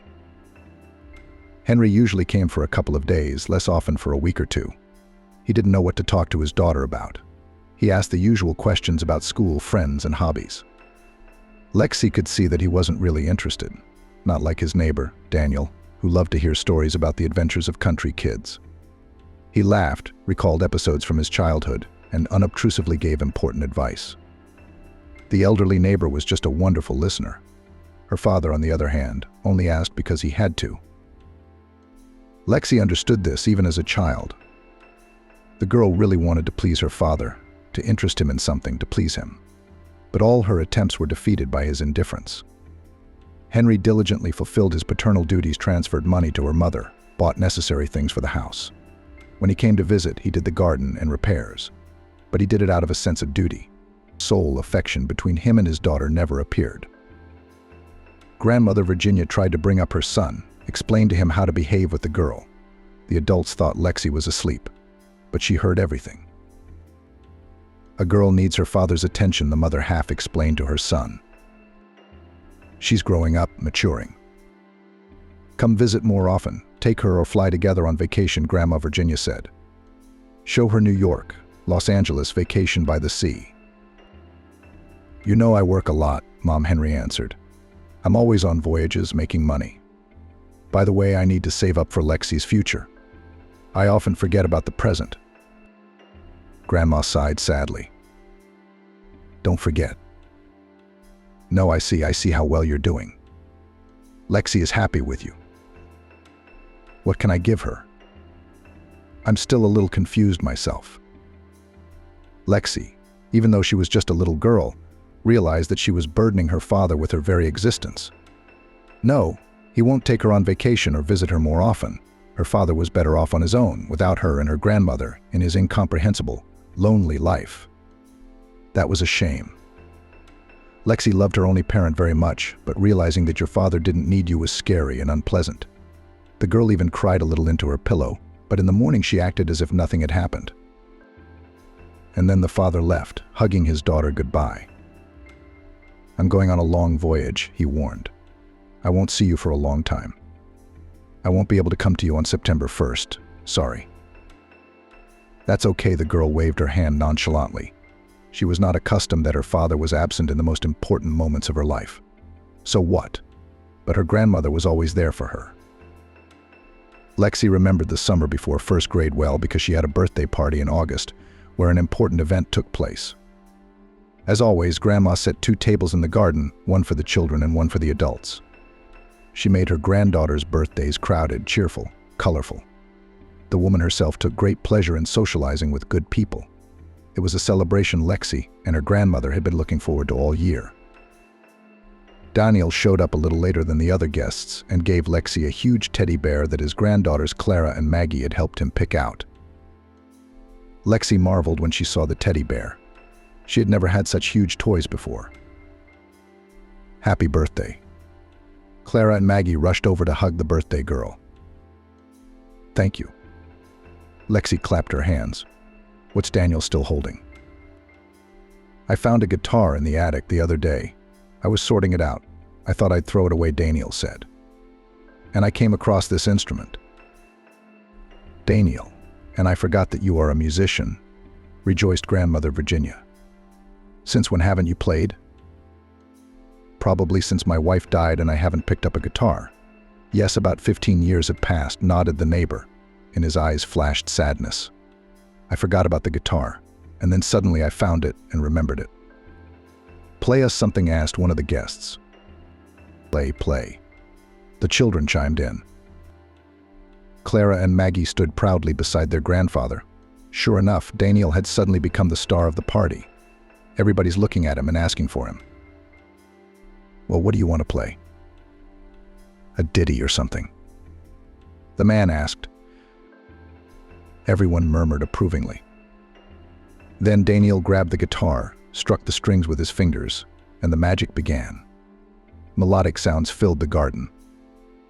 Lexi stared at her neighbor with her mouth open and wondered, how does he do it? Where does this beautiful melody come from? The guests fell silent, looking at Daniel. "Well, what are you singing? Come on. Who's first? Who's the bravest?" The mother of a neighbor boy, one of Lexi's friends, started a ditty in a thick bass. She sang something about a millionaire who's like a calf. The adults laughed, but Lexi didn't get the point of the ditty. She listened to the melody. The guests were getting into the swing of things. They ordered more and more songs for Daniel, and he, strangely enough, knew them all. Well, if he didn't know them, he was quick to pick out the right tunes. The adults sang in unison. It was so wonderful, so funny, so beautiful. The children came out from behind the table and started a game of hide and seek. Of course, they called Lexi to come with them, but she couldn't tear herself away. She kept sitting next to Daniel, listening, and then suddenly she started singing along with the adults. She quickly learned the words of the song about the wounded soldier. It was probably the third time the guests sang it. Ashley's mom was the first to notice. "Listen, can you hear her singing?" The guests fell silent. Lexi did too. She was embarrassed to sing. One woman, Ashley's mom, realized this and belted out the song with her. It was easier for Lexi that way. When the chords died down, there was a round of applause. "Good job. You sing well," the adults praised Lexi. Not just good, Grandma Virginia shook her head. "The girl has talent. As an employee of our cultural center, I say, Virginia, why did you hide such a treasure from us for so many years?" "I didn't know it myself," smiled the proud grandmother. Since then, Daniel had become an even more frequent guest in the house of his grandmother and granddaughter. Lexi herself was always running to him. The man taught the girl a lot of children's funny songs. Now she constantly hummed them everywhere at home, in the vegetable garden, even on the way to the store. Why didn't Lexi realize before how great it was to sing? She didn't go to daycare because it was too far to drive her. Grandma didn't work anyway, so her granddaughter grew up with her. At daycare, of course, a music teacher would have noticed Lexi's talent sooner. At home, they had almost no music. Grandma usually had audiobooks on, not songs. So it wasn't until Lexi was 7 years old that she realized she incredibly enjoyed singing and music. School will start. We'll send you to the cultural center, her grandmother and mother said. She says they have a good choir there. They even invite them to other cities for performances. Will you sing there? You can't bury such talent in the ground. Lexi listened to her grandmother and looked forward to September. Lexi wanted to be on stage with people who shared her passion. The future seemed bright and fabulous. And the girl also asked Daniel to teach her to play the guitar. He refused at first. It's too early for you. Your fingers are small, your hands are weak. You can't hold such a big thing. But the neighbor was wrong. Lexi was able to play the right chords the first time. See, Grandpa, she can do it. Are you going to teach her? Clara and Ashley asked. Of course I will. Daniel scratched the back of his head in puzzlement. What are you going to do now? The neighbor kept his promise. Every day he taught little Lexi chords and everything he knew. The student was making great progress. Not only was she picking up everything on the fly, she was also learning how to pick out melodies. Of course, I don't know much about it. Daniel shared his observations with his grandmother, Virginia, but she seems to have an exceptional ear. She should go to music school. I wish she could, sighed Grandma, but we don't have it in Petrovka. There's only a choir here. Do you go to town often? Every day. At least she'll be in the choir. Anna promised. Although her granddaughter is still young, older kids sing there. And then came the long-awaited September 1st. Lexi still remembered how her grandmother proudly led her through the village streets by the hand to the school ceremony. The girl was a little nervous, but it was a joyful excitement. She and her grandmother carefully prepared for the festive day. The day before they went to the city, where they chose the most beautiful things for a long time: lacquered shoes, a smart white blouse, a lush dark skirt. In the morning, Grandma braided Lexi's hair into tight braids, which she decorated with big white bows. She slipped a beautiful bouquet of gladioli into her granddaughter's hands. Lexi still remembered their delicious scent. Passers-by smiled. Grandmothers with dressed-up granddaughters congratulated both of them on the beginning of their school journey, wishing the girl only A's. Lexi thanked people. She knew there would be a celebration tonight. Her grandmother had already invited the neighborhood kids to visit and made the dough for her signature pies from the evening. Lexi waited for classes to start at the House of Culture. She was so excited to sing on stage. Lexi, the teacher will really like you, her mom assured her. And so she did. Peter appreciated the new student's abilities. However, he didn't let her down, despite her age. If the girl did not hit the notes or confused words, strictly reprimanded. But those were minor things. The main thing was that Lexi felt in her element. Grandmother Virginia worried that modest granddaughter is lost in front of the audience. But no, the little singer behaved on stage like a fish in water. First Lexi was in the choir, and then began to perform solo. That kind of gift is rare. A real unlimited diamond. She should be in good hands. What do we have?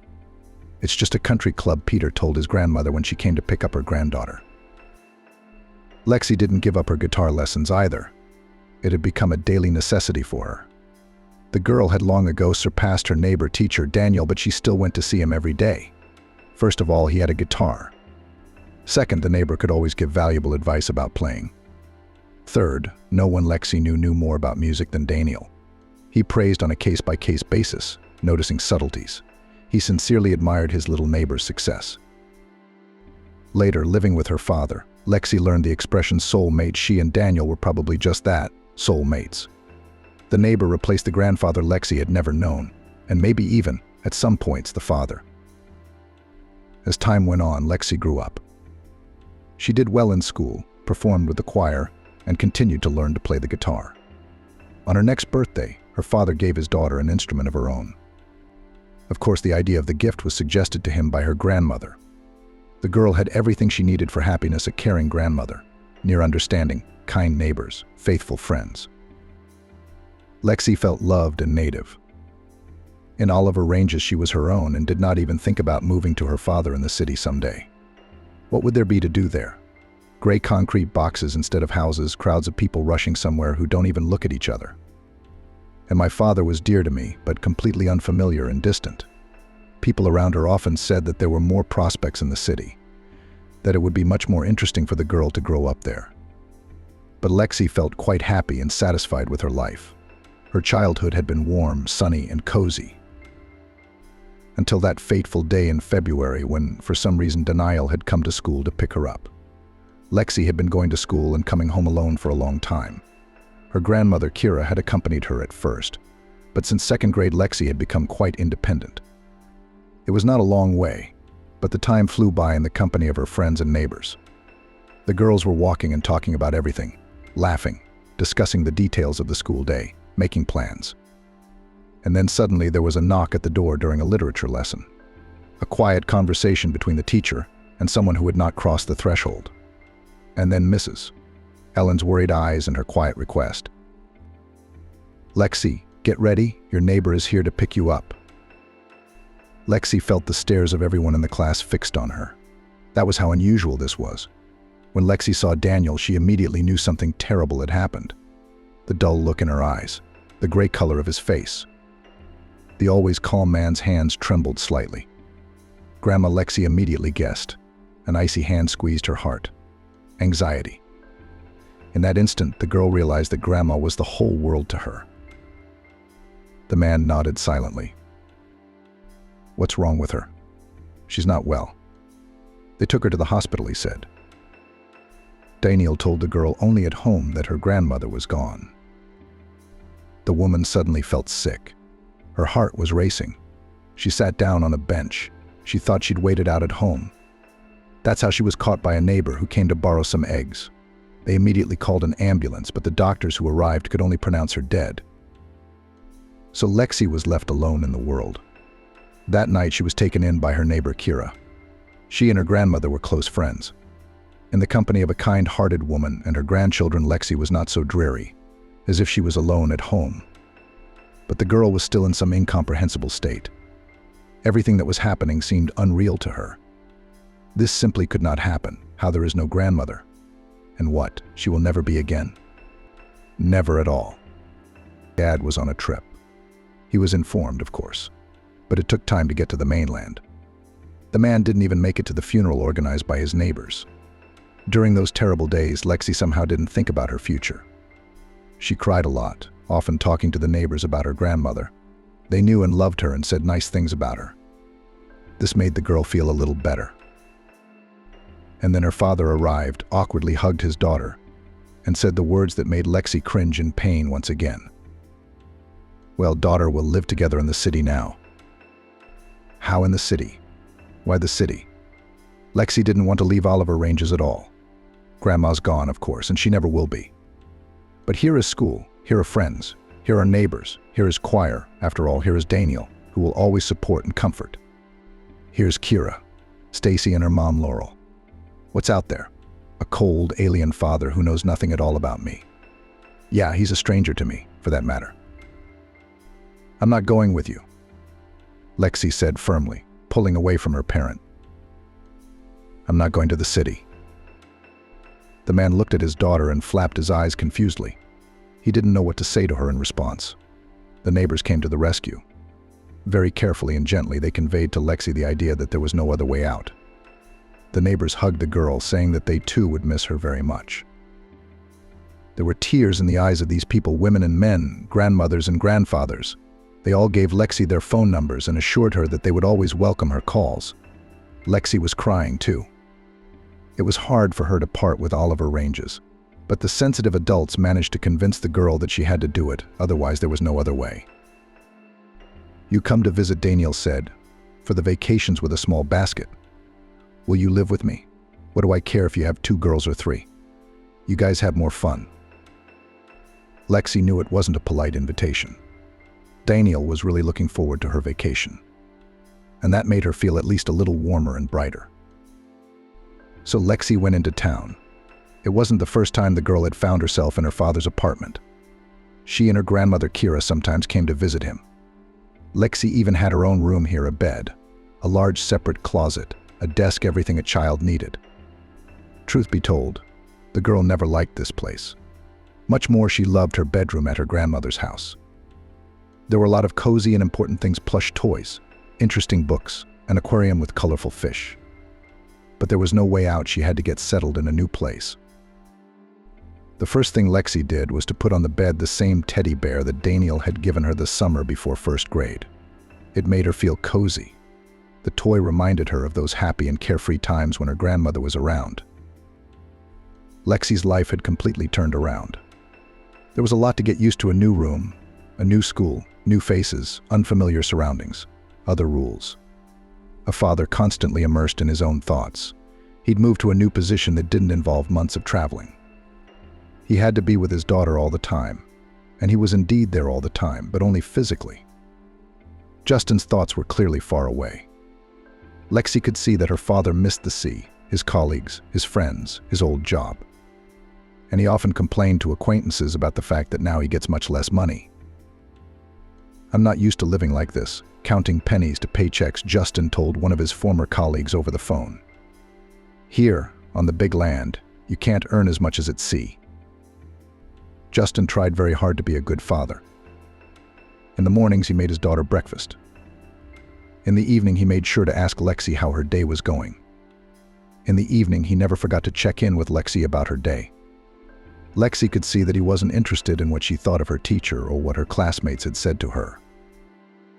Justin bought the girl everything she needed: clothes, groceries, school supplies, toys. He even enrolled her in music school. "You used to play guitar a lot at Oliver Ranges. Why don't you pick it up anymore?" Lexi sighed. Yes, indeed. Since Grandma Kira had passed away, she hadn't played anything once, simply because she wasn't in the mood. There was so much on her mind. There was some kind of constant chaos in her mind and soul. By the end of the day, the girl was so tired of her own thoughts, impressions, and emotions that she fell asleep like a hamstring. Did she care about the guitar? But her father's words made Lexi remember about her favorite instrument. The girl took the guitar, ran her fingers over the strings, and she immediately felt better. It was like a warmth from the past. And why had she never guessed that music would soothe her? "Do you want to go to music school?" Dad suggested it. Lexi thought about it and agreed. From an early age, she had heard from those around her that that was where she should go. That in their small village, such a talent could not be fully revealed. That Lexi needed competent teachers from the city. And here it is, the opportunity everyone's been talking about. It took a lot of effort for the father to get his daughter enrolled. First of all, the school year was coming to an end. Secondly, the school teachers were not satisfied with the age of the student. The girl was 10, and the music school accepted 6 or 7-year-olds. But Justin managed to insist on his own. And so, just a couple days after their conversation, Lexi started attending the new school. The school was large, bright, and not at all like Oliver Ranges, whose interiors hadn't changed since the Soviet Union. Everything was different here. At first, Lexi was even afraid of the new teachers. They looked too strict and aloof. But when the study began, the girl realized that she got exactly where she needed to go. So much new knowledge, so many subtleties. Lexi absorbed musical literacy like a sponge and, of course, made great progress. Very soon, teachers began to praise the diligent, talented student. It was very pleasant. The girl gradually settled in the city. She had new friends and girlfriends. True, such warm and almost kinship relations, as in Oliver Ranges, with the guys with no one has not formed. But it wasn't customary to have such close friendships here, and what they did have was great. Lexi and her classmates went to movies and skating rinks, to pizza parlors and entertainment centers. Sometimes they would just walk around the park. Sometimes they would go to someone's house. The birthdays of local children were not like in the village. They were not hearty gatherings of children and adults, but trips to a bowling alley or a trampoline center. Children were entertained by special people dressed in the costumes of cartoon characters, animators. Interesting, of course, even fun in some places. But every time Lexi remembered her own heartfelt birthdays, full of sincere hugs. They were organized for her granddaughter by her loving grandmother Kira. how Lexi missed and longed for her. It was not the first great loss in her life, but the girl didn't know her mom, wasn't used to her, and therefore wasn't too worried about her absence. Grandmother was a different matter. With her father, Justin, relations were polite, even, but some strained, clumsy even. He tried to be involved as a parent, but it didn't work. He wasn't interested in his daughter's thoughts and experiences. He didn't understand her at all. Lexi didn't feel even a fraction of the love and warmth that Grandma Kira gave her, and it was very hard. The girl was literally freezing. It was good that she had music in her life. Lexi saved herself by picking up a guitar and dissolving into melodic sounds. She would play whatever the teachers assigned. She also picked up songs she liked or composed something of her own. With the help of sounds, the girl used to express her emotions, her longing for her grandmother and her former life, her anxiety, her desire to be closer to her father, her only relative now. Music relaxed, soothed, helped her feel more confident. As time passed, the small family's life was gradually getting better. Justin was surprised to discover that his daughter could cook. It was unexpected. The children of his acquaintances of that age could not hold a knife and were considered almost babies. Lexi, on the other hand, was adept with all kitchen tools, and at her young age baked mind-boggling pies and made flavorful borscht. When the girl first made her and her father a delicious dinner from the leftovers found in the refrigerator, the man was stunned. Returning from work, he even at the entrance caught the aroma, from which he began to salivate profusely. But Justin couldn't imagine that those odors were coming from his apartment. "What are you, all of you?" he marveled as he entered the apartment. "Or did someone come to see us?" "It's me," Lexi smiled. She liked the look of amazement on her parents' face. "My grandmother taught me." Grandma Kira had indeed taught her granddaughter the art of cooking from a young age. As a little girl, Lexi had helped her knead dough, and when she got a little older, the girl learned to wield a knife like a skilled hostess. She even liked cooking. It was almost like music, a real art. Now, Lexi often cooked for their little family, and she did it with great pleasure. She loved to see how eagerly her father devoured her culinary masterpieces. Somehow, the relationship between the daughter and her father gradually improved. Yes, the adaptation was not easy and very long. Both had to work hard, but in the end, Lexi got what she wanted, the warmth and care of her favorite native man. It didn't happen all at once, not all of a sudden. She won back her father's heart little by little. A crust of ice was binding it. At first it gave cracks, and then it slowly fell away, crumbled away. One day Justin found it interesting to talk to his daughter. She had become all grown up, sensible and life-rich, full of events and impressions. The father now looked at his daughter in a completely different way. Lexi could feel it and was glad for the change. Her father was no longer withdrawn when he came home from work. No, Justin now shared both his future plans and news from work with his daughter. Father and daughter went on several vacations, as Grandma Kira had once requested. Justin showed Lexi the big cities of Russia: St. Petersburg, Moscow, Samara, Kazan. The girl marveled and marveled, looking around, and Justin genuinely enjoyed her reaction. They were such wonderful trips. Lexi found out that her father was a very intelligent and erudite man. He was knowledgeable in a wide variety of fields: architecture, history, archaeology, culture. And he enjoyed sharing that knowledge with his daughter. The first summer after Kira's grandmother passed away, Lexi and her father came to Novopetrovka. The man prepared the house for the long absence of the owners, closed the windows with shutters, wrapped the furniture with polyethylene, threw out junk from the attic and from the basement. And Justin also found a real treasure: puffy albums with photos that his grandmother had so carefully kept. Here was the entire family history, from Grandma and Grandpa's ancestors to Lexi. This archive was what my father took home to the city apartment. Getting the house ready only took a couple days. During that time, Lexi felt as if she had traveled back in time. Familiar places, smiling neighbors, old friends who missed her so much. When her father told the girl it was time to go back, Lexi even had tears in her eyes. "What do you mean, go back? We've only been here for a little while," she said. "But I have to go to work, and I'm done." "Why do we have to stay?" asked the father, who had not yet gotten to know his daughter well enough. He could not understand the girl's worries. But Daniel, of course, had guessed it all at once. "Let her stay with me for a couple weeks," the older man said to Justin. "My granddaughters are here. The three of them have been friends since birth. They'll miss each other. Let them go to the river, run in the woods. Breathe fresh air. They'll be happy. Everything is better than girls all day long in a stuffy apartment, while you're at work." "It's weird," Justin said uncertainly. "You, Uncle Dan, are like nobody to her." "What do you mean, nobody?" The old man was indignant. "She's like a third granddaughter to me. I've known her ever since." Lexi's heart was warmed by the elderly neighbor's words. She looked at her father pleadingly. To spend at least a few weeks in her beloved Novopetrovka in the company of her best friends was happiness. Her father agreed, and Lexi was jumping for joy, and Clara and Maggie jumped with her. It was a wonderful time. Everything was the same as always: late-night games with friends, familiar places, neighbors who have known you since you were born. Except that Kira's grandmother wasn't around, and her house looked out onto the road with boarded-up shutters. Sadness periodically clutched the girl's heart. The people around her sensitively picked up on these mood swings and tried to support her. They made it easier for the girl. And then the father came to pick up his daughter, and it was over. Lexi cried as she left for the city. Her friends and girlfriends hugged her. Daniel stroked the girl's head. It's okay. Don't be so upset. You're not leaving forever. When you have your fall vacation, your father will bring you here to rest. You are welcome here." Lexi understood that the elderly neighbor says it not for the sake of a red word. She was always welcome in Novopetrovka. Realizing this simple truth made her feel better and warmer.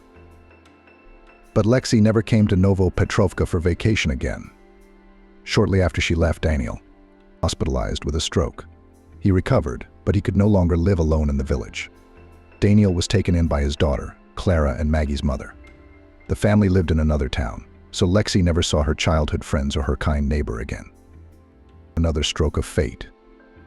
Be that as it may, the girl did get used to the new reality. Relations with her father became more cordial and warm. The household had settled down, life wasn't bad. At least there was always a native person near Lexi, ready to support and listen. And the girl appreciated it.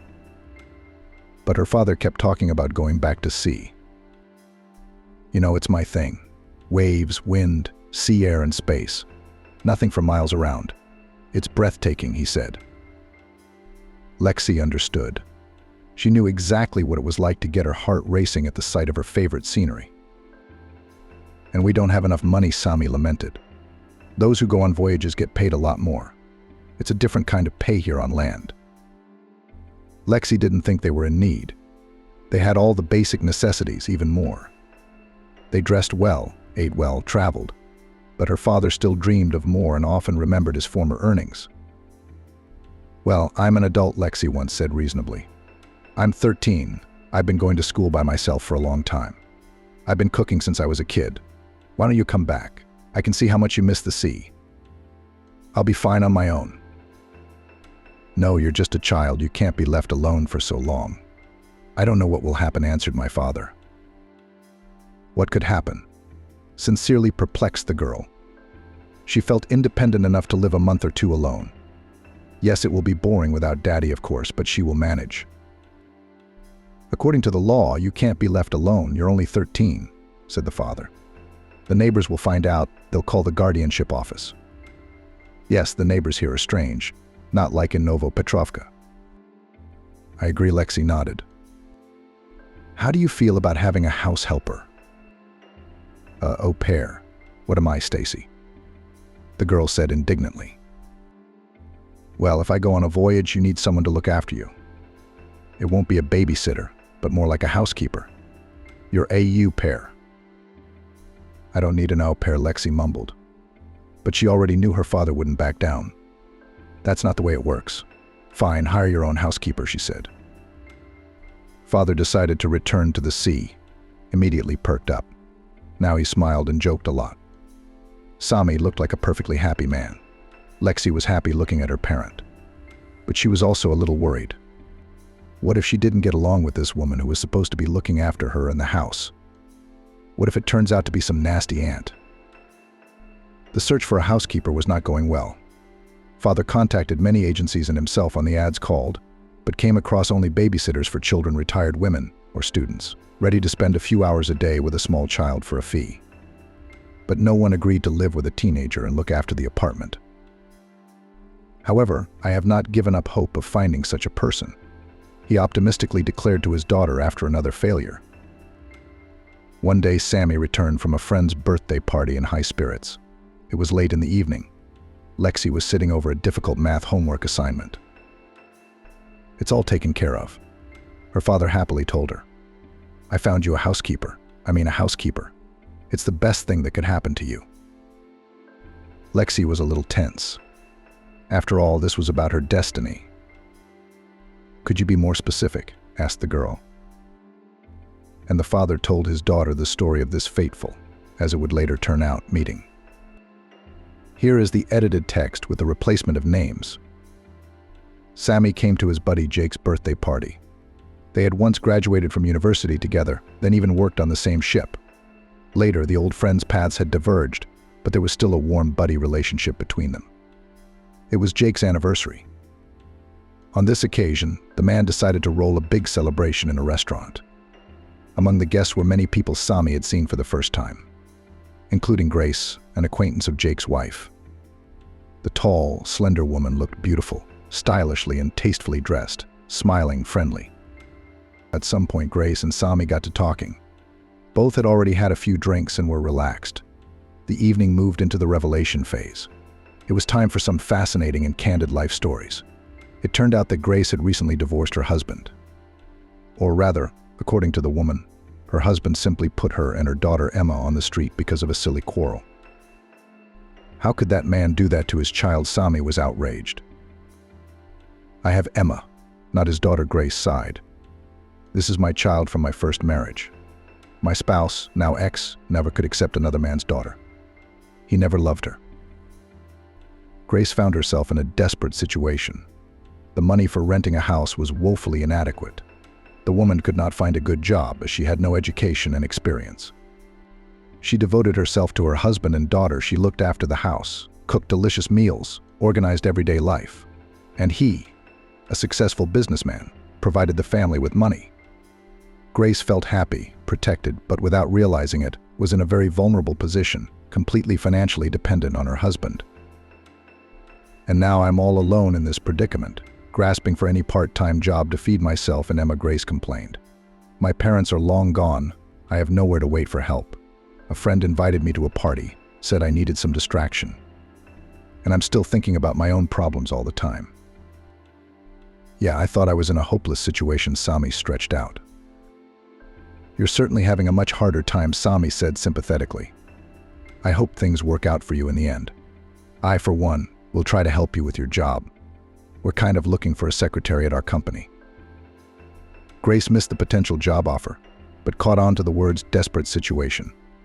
And Sammy told this sensitive, beautiful woman about everything, about the death of his beloved wife during childbirth, about his daughter Lexi, about the mother who raised the girl until she was 10 years old, about the difficulties of adapting to his own child when suddenly Lexi was left without the care of a loving grandmother. But alas, he has to go to sea all the time because of work. And for his daughter needs a nanny or a au pair. However, no one agrees. People offer hourly babysitting services for babies, but no one wants to live with a teenager and keep an eye on the house, Sammy complained. Grace's eyes lit up at this admission from the man. "Really, don't you realize that our meeting today was no accident?" the woman exclaimed. "It is a miracle of some kind. Providence has brought us together." Much later, it turns out that it was not Providence that brought Sammy and Grace together. Jake's wife was aware of her husband's friend's situation and she wanted to help her friend in distress. The women had purposely arranged for Grace and Sammy to meet at the party, thinking it was a wonderful outlet for both the woman and the single man. "How old is your child?" Grace clarified. 13. "And your daughter Emma is 15, if I heard correctly." "Yes, Emma is 15. I know how to raise teenage girls. I know how to approach them. I love to talk to them. We'll definitely make a relationship work." Sammy thought about it. He needed a housekeeper. That was true. But he was counting on a professional employee of a specialized agency. And here was Grace. And with a teenage daughter. But on the other hand, he was pressed for time, he had to leave soon, and the problem wasn't solved yet. Your little girl is about to go through puberty. It's a very dangerous period, Grace warned. I know, Emma's already been through it. At that age, children need special supervision, or they'll be in trouble. Eleanor sounded convincing, and she looked confident. Sammy thought about it. Indeed, this woman had a lot of experience with children. Her daughter Stacy was a little older than Lexi, after all. The girls would have a lot of fun together, they'd definitely find a common language. Plus, Eleanor was a real beauty. Sammy liked her company. She had a great disposition. After some thought, the man agreed. I think it's a great option, he smiled at Eleanor, whom he liked more and more. A strong woman, unbroken by the blows of fate. She radiated goodwill. Pleasant, intelligent, sensitive. Yes, exactly the kind of person Sammy would want Lexi to be around. Eleanor and her daughter Stacy moved into Sammy and Lexi's apartment. The man put them in the living room. There was plenty of room. Both Eleanor and Stacy seemed like nice and kind individuals to Lexi at first. Wow, your hair is so cool. Stacy marveled when she saw the girl. Can I try to braid it for you? Lexi shrugged. She was never much into hair, just a neat ponytail before school. That was it. But Stacy had put a stylish braid hairstyle on Lexi's head, which suited her incredibly well. Lexi admired her reflection in the mirror. You look beautiful, Stacy smiled. You're pretty too, Lexi. And it was the plain truth. Both Stacy and her mother were real beauties. Tall, slender, with big eyes that always attracted attention. They were the kind of women men would always look at. And both Stacy and Eleanor knew how to emphasize the advantages of their appearance. They chose successful outfits, skillfully applied makeup, made beautiful stylish hairstyles. Lexi had seen it as magic at first. In her and her father's house, there were never any cosmetics or closets full of clothes. The girl watched Eleanor's movements, mesmerized as she applied her makeup in front of the mirror. Interesting. The woman smiled, noticing the girl's curious look. Sit next to me. I'll show you how it's done. And in half an hour, Eleanor made Lexi a completely different person.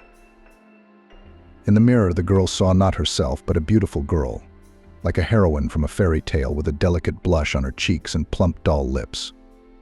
Splendid. Eleanor marveled. Always walk like that. But Lexi couldn't look like this all the time. Yes, it was beautiful, but she didn't like the feeling of makeup on her face.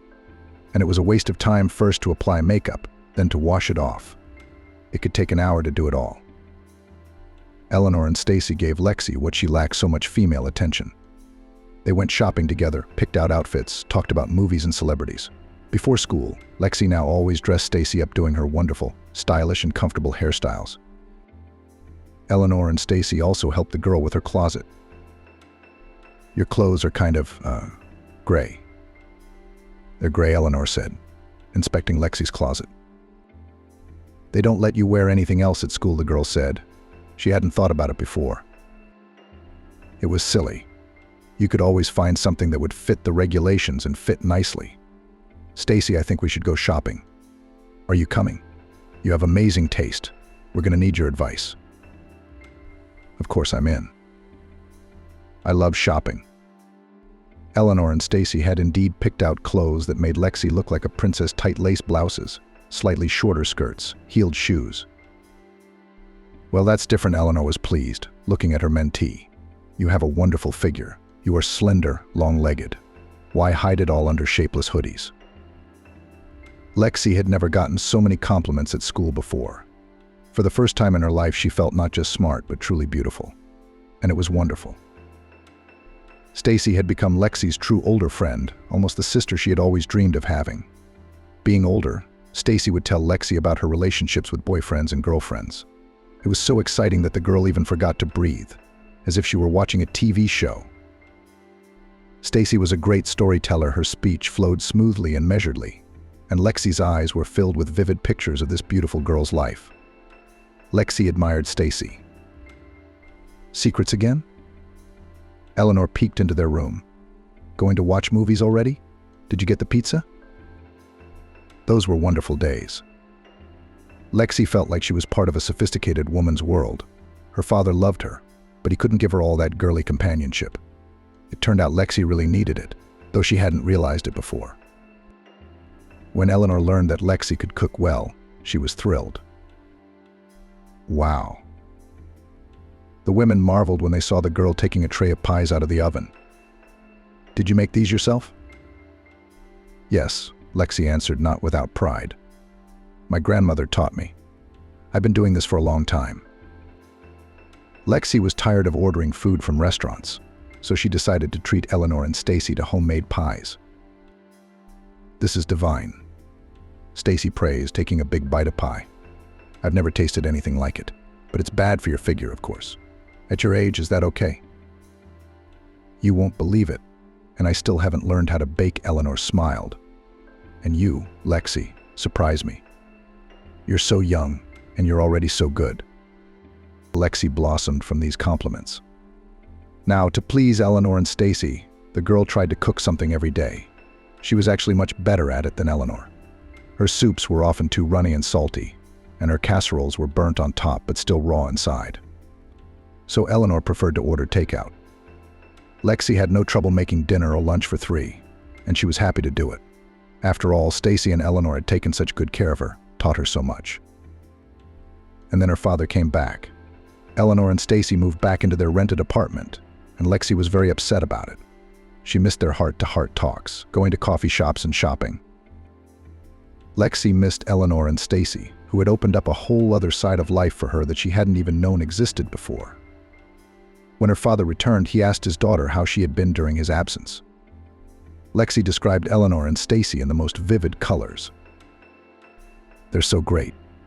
You can't imagine. They're so interesting, so good, she shared with her father. He only smiled, seeing that he was satisfied with his daughter's stories. A month later, Michael was sent on another trip, this time for a longer period of time. Once again, Eleanor and her daughter came to look after Lexi. The time flew by. When her father returned, they didn't leave, but stayed in the apartment, which Lexi was incredibly happy about. The girl noticed, of course, that her father looked at Eleanor in a special way.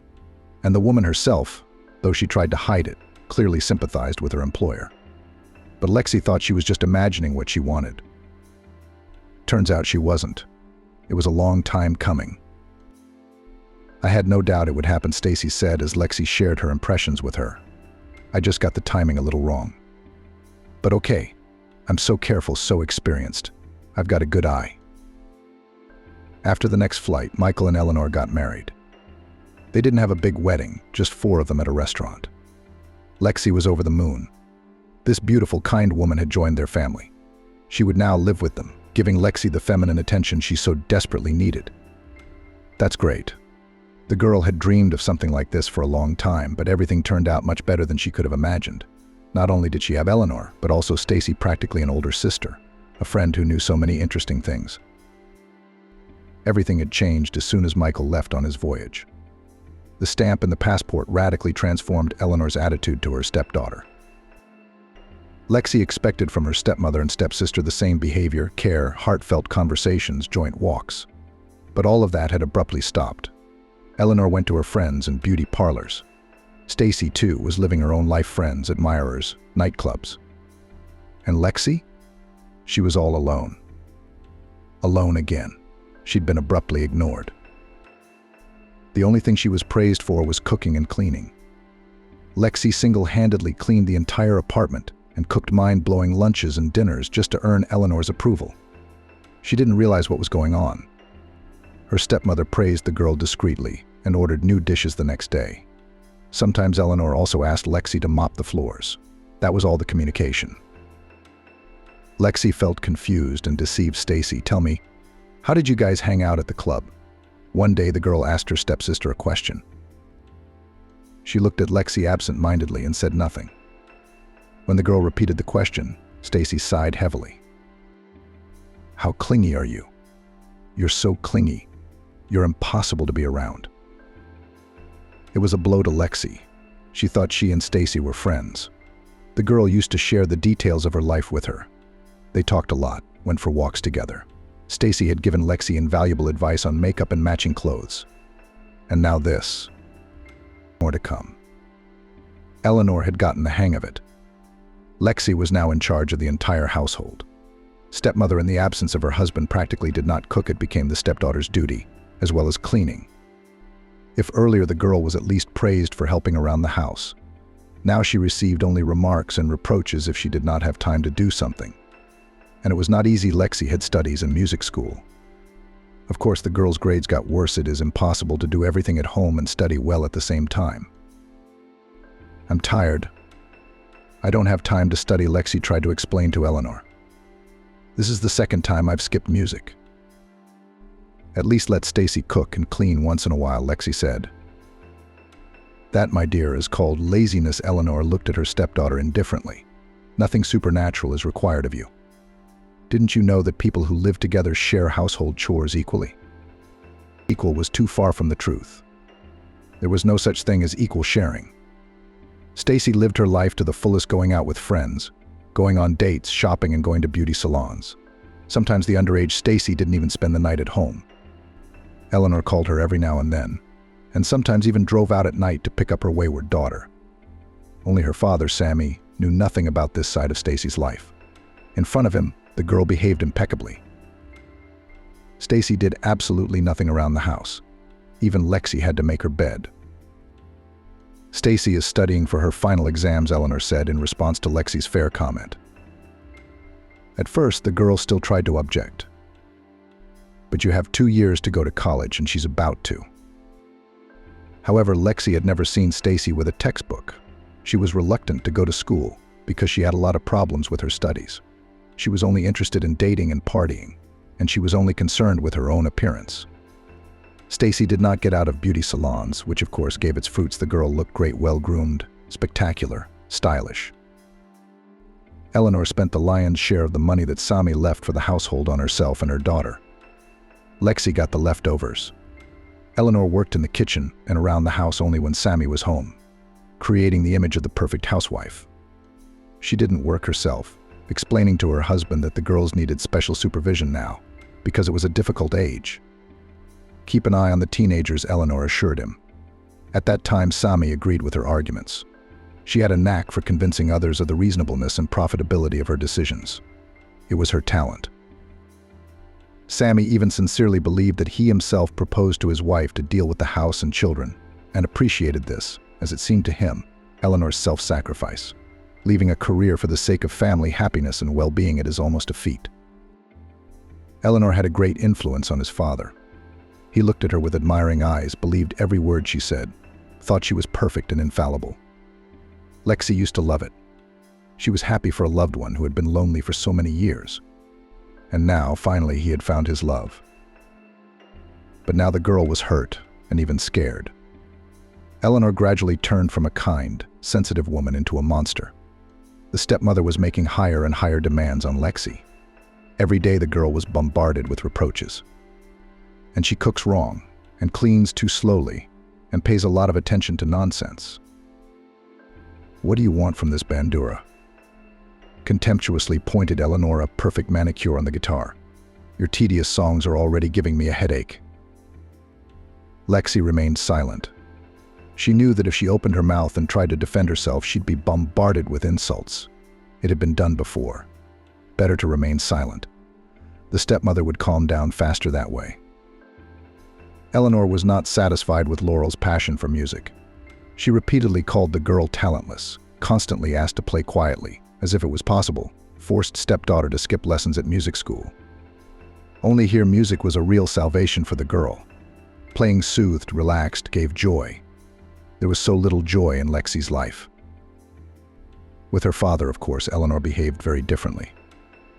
Lexi couldn't get used to the metamorphosis. A caring mother, a wonderful hostess, a loving wife, her father often said how lucky he was to have met such a woman. But in fact, Eleanor slowly turned the man against his daughter. Carefully, delicately, masterfully she acted. She appeared to Sammy as a worried parent. Lexi is going through puberty. She snaps, she's lazy, she hates everyone around her. She's behind in her schoolwork. She's only thinking about going out and sneaking out of the house.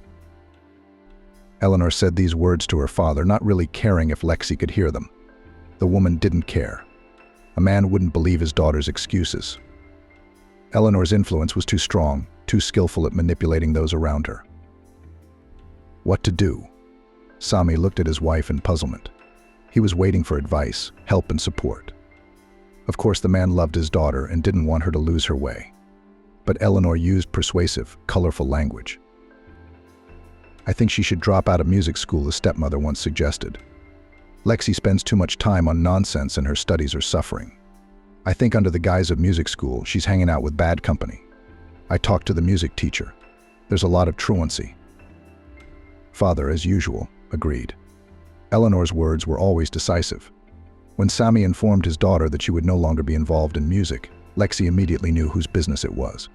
It was the first time the girl had openly objected. She was standing up for her life's work, and therefore suddenly became bold and decisive. No, I don't want to quit music school. Eleanor just wants me to spend more time at home and do all the housework. I cook, I clean, I do the laundry. I'm like a maid while you're away.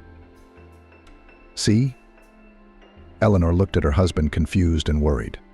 See how she reacts? All I'm doing is teaching the child to work. It's nothing special. All normal families have chores. But Lexi just wants to party and be free. It's dangerous at her age. Look at your daughter. Lexi had a temper. She snapped. It played right into Eleanor's hands. She portrayed an understanding woman who wasn't offended by the teenager's temper, but worried about her, wishing her well. Lexi had tried to complain to her father about Eleanor before, but he hadn't taken her words seriously. I mean, his new wife is so perfect, Sami said, stroking his daughter's head. You're just jealous. I'll try to pay more attention to you. No matter what Lexi said, it didn't sound convincing. After all, her father had been constantly manipulated by Eleanor, a skilled manipulator. And after this open fight, Lexi's words didn't matter to Sami at all. At least the girl thought so. By the way, Lexi still had to leave music school. Her father had insisted. The girl lost her only outlet. She did, of course, occasionally play for herself. It somehow relieved the stress that Lexi was now under all the time. Every once in a while, Eleanor pitted father and daughter against each other to consolidate the effect. She played people like chess pieces. The father was at the mercy of his bewitching wife. He was sure that she had made a monster out of his sweet daughter, and he thanked fate that during this difficult period he had an experienced and attentive woman by his side. At first, Lexi still tried to get through to her parent, but every time after that, Eleanor arranged something new. Once, Stacy had taken money from the family stash. Lexi knew it. The girl had heard Stacy begging her mother for money to go on a trip to New York with friends. Eleanor had refused her daughter, explaining that she didn't like the girl's company at all. But Stacy was not used to restrictions. She did go to New York, which made Eleanor furious. She reprimanded her daughter on the phone, threatened and ordered her to return urgently. Of course, Stacy had no intention of obeying. She wasn't that kind of person. Of course, both Eleanor and Lexi understood where the girl had gotten the money Sami's stash. But when her father returned, her stepmother blamed Lexi for everything. Stacy was already home at the time and pretended to be a model high school student. She was like her mother in her acting abilities and even surpassed her. Didn't her father scold his daughter then? Eleanor asked. No, Sami answered. He talked to her for a long time, trying to find out why she needed such a sum of money. Maybe you're in trouble? Maybe you need help? Sami asked. Lexi tried to explain to her parent how things really were. He squeezed her hands even tighter and begged her not to lie to him. Tell the truth, the father pleaded, taking his daughter's hands in his. What's going on with you? Lexi didn't say anything else. It was useless. Her father thinks she is a troubled teenager capable of stealing. What can I say? Eleanor's words have proven to be a powerful tool. A man doesn't trust his daughter but takes his wife's every word at face value. And there was nothing the girl could do about it. As time went on, the moment of Stacy's enrollment in the university was approaching. Lexi realized that the girl would fail miserably. I wonder how her stepmother would explain it to her father. She'd been working hard on her daughter's image all these years. In her stories, she portrayed Stacy as a smart, diligent student, a gifted girl. Eleanor was always comparing the girls, and Stacy always outperformed Lexi in everything. But that's okay, Eleanor urged her wife. If I raised one girl so successfully, I can do the same with your daughter.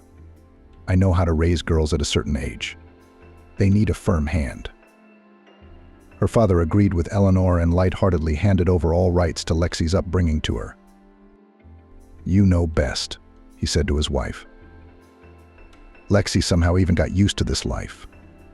The reproaches, the ridicule, the indifference, the shifting of most household duties onto the teenager's shoulders, the restrictions and everything. Lexi sometimes felt like Cinderella. Eleanor was the textbook stepmother. It's true what they say, a tale is a tale with a lie in it. And then, in her father's absence, Vincent, a young man, stylishly dressed, always smiling and polite, began to visit Eleanor. The woman explained to the girls that he was her distant relative. But Vincent looked at Eleanor with such eyes that Lexi knew her stepmother was lying. Stacy didn't believe her mother either. She smiled wryly every time this guest appeared in the house. Now Eleanor could afford not to come home at night. And Lexi knew exactly what was going on. The situation had gone too far. The stepmother had a lover, this same Vincent, young, attractive, charming, in love up to his ears. The girl felt bad for her father. He trusted his wife so much, and she. The girl also tried to understand why Eleanor needed this man. After all, stepmother did not do anything for nothing. If she allowed a man into her circle, it was only to capitalize on it. Vincent came into Eleanor's life for a reason. Maybe it was a matter of feelings, though. The man was good-looking, like the models in the magazines. Even Stacy gave him a special look. Lexi tried to tell her father what was going on. Carefully, she outlined to him the situation with the man who sometimes came to their house in Eleanor's regular absences. Father, he said glumly, are you telling the truth? You're not trying to smear Eleanor again? You're always quarreling. Papa, it's the truth. The girl almost shouted. She felt that her father did not fully believe her, but still she had put doubt in his soul. Of course, Sammy had talked to his wife. She must have explained everything in her own way, maybe even complained about Lexi, who supposedly lies all the time and argues with everyone out of a spirit of contradiction. Lexi heard every word her stepmother said. The girl clenched her fists with powerlessness and anger. Eleanor looked and sounded, as always, very convincing. Unlike Lexi herself, a resentful, transitional-aged girl with problematic behavior. Sammy didn't know what to do. Quit his dream job again and go back to the big time. True, that would be even harder to do now. After all, he was supporting not only himself and his daughter, but also two strangers. He's taken on the responsibility of providing for his family. Lexi's completely out of control. I guess she needs her dad around. But how do you get off the boat? Making a pittance isn't an option anymore. Eleanor is charming, beautiful, smart, sophisticated. Sammy was smitten with this woman at first sight. They met just in time for a mutual friend's anniversary. And then it turned out that Eleanor and Sammy could help each other. It was like a jigsaw puzzle. At first, Lexi was thrilled with her stepmother and stepsister. Her father's eyes lit up with a happy fire. She was so excited to have Eleanor and Stacy move in with them. Then, leaving on the voyage, Sammy was calm. Her daughter was in good hands. Coming home was much more pleasant too. What happiness it is when you are waiting impatiently for your favorite woman, and even so beautiful. Sammy had forgotten it could be like that. The man envied himself. And then came Lexi's infamous puberty. It was like the kid had been replaced. The girl was now lazy and snappy, lying and skipping classes, trying to argue with her stepmother and father. She made up stories about Stacy, reacted inappropriately to ordinary requests. And once she even took a decent amount of money out of the family piggy bank. Wonder what she needed that kind of money for.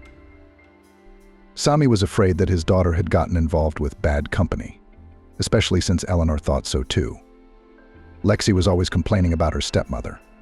No wonder she was raising her stepdaughter, restricting her freedom, and oh my, making her clean up after herself. It was much more pleasant to be lazy all day, not bothering with lessons and household chores. To live at your own pleasure.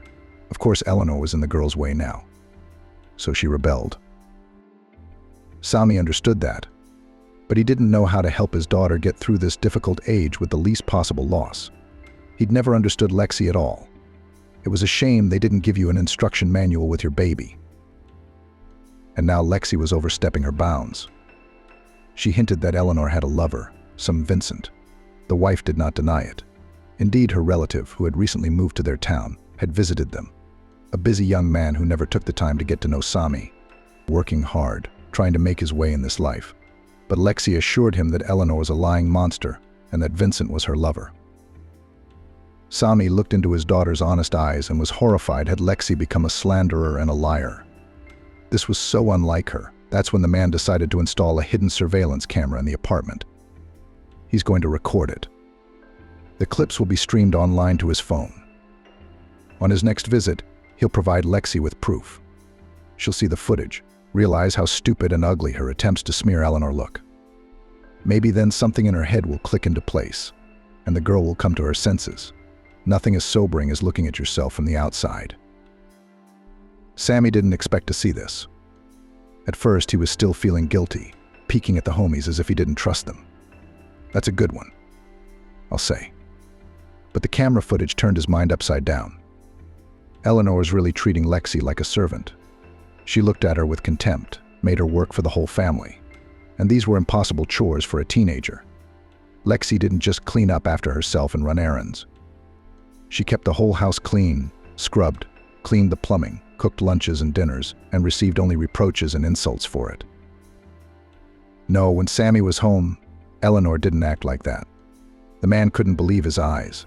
It made his heart bleed when Lexi appeared before him as a disenfranchised Cinderella. Was Eleanor really lying? Lying to him all the time, looking at him with such honest and loyal eyes. Lexi, how many times she tried to get through to her father. He didn't believe a word she said. That's awful. Poor girl. If he could, the man would now travel hundreds of kilometers and protect his daughter.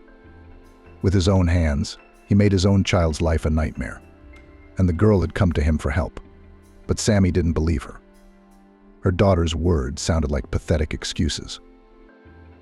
Lexi's stories about Vincent had also checked out. Indeed, the young man sometimes came to their house, and he hugged Eleanor in an unrelated way. It was as if sparks were flying between Eleanor and Vincent. The camera was good. Sami could hear every word they said. Vincent turned out to be an experienced and very expensive lawyer. Eleanor couldn't afford him, so she'd gone the usual route, using her strongest charms. Yes, they were lovers. The young lawyer must have been influenced by the natural magnetism of this woman. She, of course, had her own agenda. Sami soon realized what it was. The plot of land in the village by the river was an inheritance left by his mother to her granddaughter Lexi. Eleanor knew this and was looking for a way to sell the property. She needed the money. Svetlana, her own daughter, would not enter the university on a budget the girl never bothered to study. Eleanor realized that Sami, no matter how much he was in love with her, would never agree to sell Lexi's inheritance. That's why she needed Vincent, as Lexi's guardian. Eleanor had the right to manage her stepdaughter's estate until she came of age. The woman was going to sell the property and use the proceeds to pay for Svetlana's education. But Sami could not know about it. Vincent, as an experienced lawyer, helped his mistress in this case. Eleanor knew how to manipulate people like no one else. Realizing what was happening, Sami clenched his fists in impotent anger. Lexi couldn't be left alone around these horrible people. There's still plenty of time before the end of the business trip, but he'll cut it short. Lexi is in danger. Lexi struggled to hold back her tears. There was no need for Svetlana to see how hard it was for her. She and her mother deliberately drove her to breakdowns. The girl repeatedly made ugly scenes in front of her father, because she couldn't hold it all in. This played into the stepmother's hands. Now Eleanor accused Lexi of vagrancy, carefully creating in her father's eyes the image of a neglectful daughter who was rude and lazy. Lexi had only spent the night at a friend's house. She'd warned Eleanor about it over the phone. Do whatever you want, her stepmother tossed indifferently into the phone. I don't care. Of course she didn't care. Lexi had scrubbed the entire apartment the day before and prepared food for a couple days. Otherwise, her stepmother wouldn't have let her out of the house either. When Lexi returned home the next morning, she found police officers in the apartment. At first, the girl thought it was Svetlana. She often disappeared at night, and Eleanor periodically went to get her daughter out of trouble. Found the missing person, the policeman clarified to Eleanor. She nodded her head. That's when Lexi realized what this was all about. Her stepmother had reported to the police that her underage stepdaughter hadn't come home for the night, even though she knew exactly where she was. "I told you I was going to stay at my friend's house," Lexi stretched out in amazement as she looked at her stepmother. The girl had already guessed that the woman had come up with a new way to make her stepdaughter look like a troubled teenager, this time involving the police. "You're cheating again," sobbing, Eleanor said. "What am I going to do with you? One more trick like that and we'll put her on the register," the policeman warned as he left the apartment. Accounting. That was probably what the stepmother was after. And now Lexi was trying not to cry. She hugged the bear her stepfather had once given her and realized that she would be exposed to her father as a missing girl again. And he, as always, will unconditionally believe his wife, will look at his daughter with sad, anxious eyes. That look, full of pain and disappointment, is so hard to bear. Suddenly, a key turned in the door. Lexi stirred. Who could it be? Svetlana and Eleanor were home. Her father would be at sea for another 3 weeks. Had Eleanor given the key to her Vincent? Just what was missing? But in the hallway came father's voice. "I'm home." "You're back so soon?" Eleanor's voice sounded confused and lusciously joyful at the same time. What happiness. I know everything. Her father clearly did not share her elation. "I've seen and heard everything. Pack your things. You have until this evening. You will do nothing more to my daughter." Lexi's heart raced like a caged bird. She rushed into the hallway and hung around her father's neck. How he found out about everything Lexi would find out later. Right now, it didn't even matter. Sami held his daughter in a tight hug. He smelled like the sea. "Is everything going to be okay now?" the man cooed. "I'm sorry for not believing you. I won't let anyone hurt you again." Maggie wandered reluctantly to the hospital, carrying a child beneath her heart. And as soon as the old woman touched her hand, "You've always been like this, since you were a little girl. All children sit normally. What they're given, they play with. But you always wanted more than the other kids. As if you were better than the others." Maggie was silent. She knew that when stepmother Anastasia was in such a mood, it was best not to argue with her. Actually, Anastasia wasn't a bad woman. At least when she'd started living with Maggie's father and moved into the house with her son Stephen, who was only a year older than Maggie, she'd always given the kids the same fair and square treatment. Stepmother was easily turned on, as Stephen had said, but easily calmed down. Unlike Eden's father, it took some effort to make him angry. But if he got angry, it was everyone, so it was easier for Maggie to admit to her childish pranks right away. It was Anastasia, of course, who was the first to grab her heart and start wailing. "Oh, you freaks did it again. You're not going to clean up this mess. I'm not angry with you. Why? All children are like children, but I have devils, pranksters." After that, the delinquent children were punished, and their misdeed was never mentioned again. But when the stepmother learned that the stepdaughter after graduation is going to enter the city, she could not calm down for a long time. Her father, of course, was not happy either, but as usual, he did not express his feelings. At first, Anastasia hoped that Maggie would come to her senses and stay in her native village, as Stephen had done. But the girl, unlike her half-brother, always knew that her place was not here. She dreamed of going to the city and becoming a fashion designer, clothing designer, or stylist. Maggie didn't know the exact name of her future profession. But she was sure that she would make people beautiful, like her mother Bella Swan. She remembered her mom vaguely. She'd left when Maggie was 7. But when her daughter remembered her, the image of a light fairy from a fairy tale came to mind. Big blue eyes, blonde hair almost as long as Maggie's own. Slim figure, fair skin, gentle voice and dreamy gaze. In their village, Mama Bella Swan seemed like a creature from another world. She didn't know how to dig a garden or milk a cow. Daddy Eden did all the housework. Sometimes his grandmother, his mother, helped. She did not like her daughter-in-law, who was not adapted to country life, and often remembered with unkind words the day her son brought her from the city. Mama Bella Swan liked to do only 2 things: bake and sew clothes. And she did the former while sewing. Maggie still kept her childhood dresses made by her mom's hands.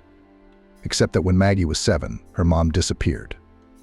The girl could not understand what happened for a long time.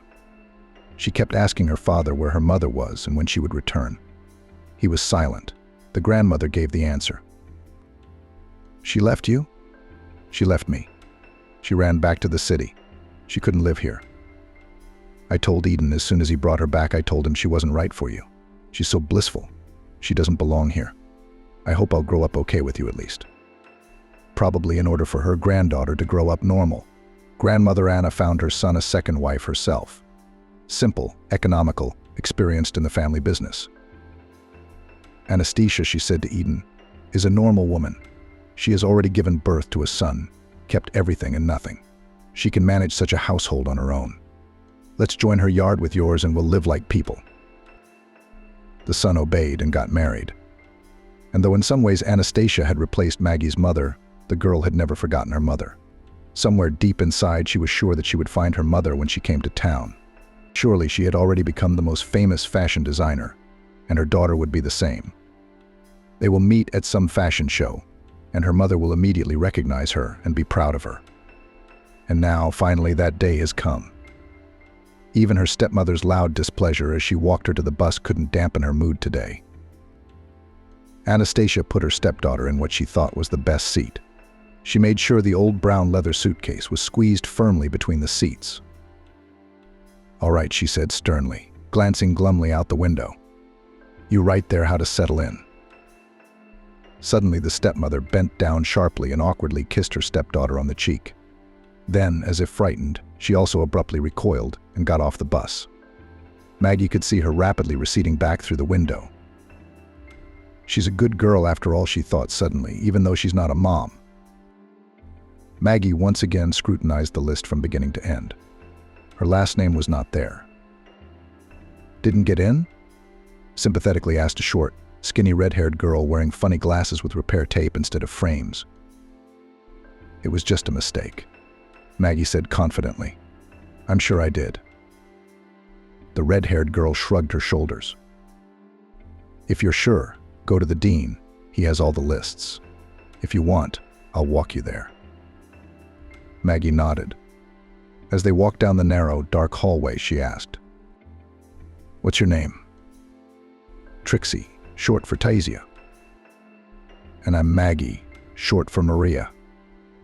"And you got in here?" The girl laughed in surprise.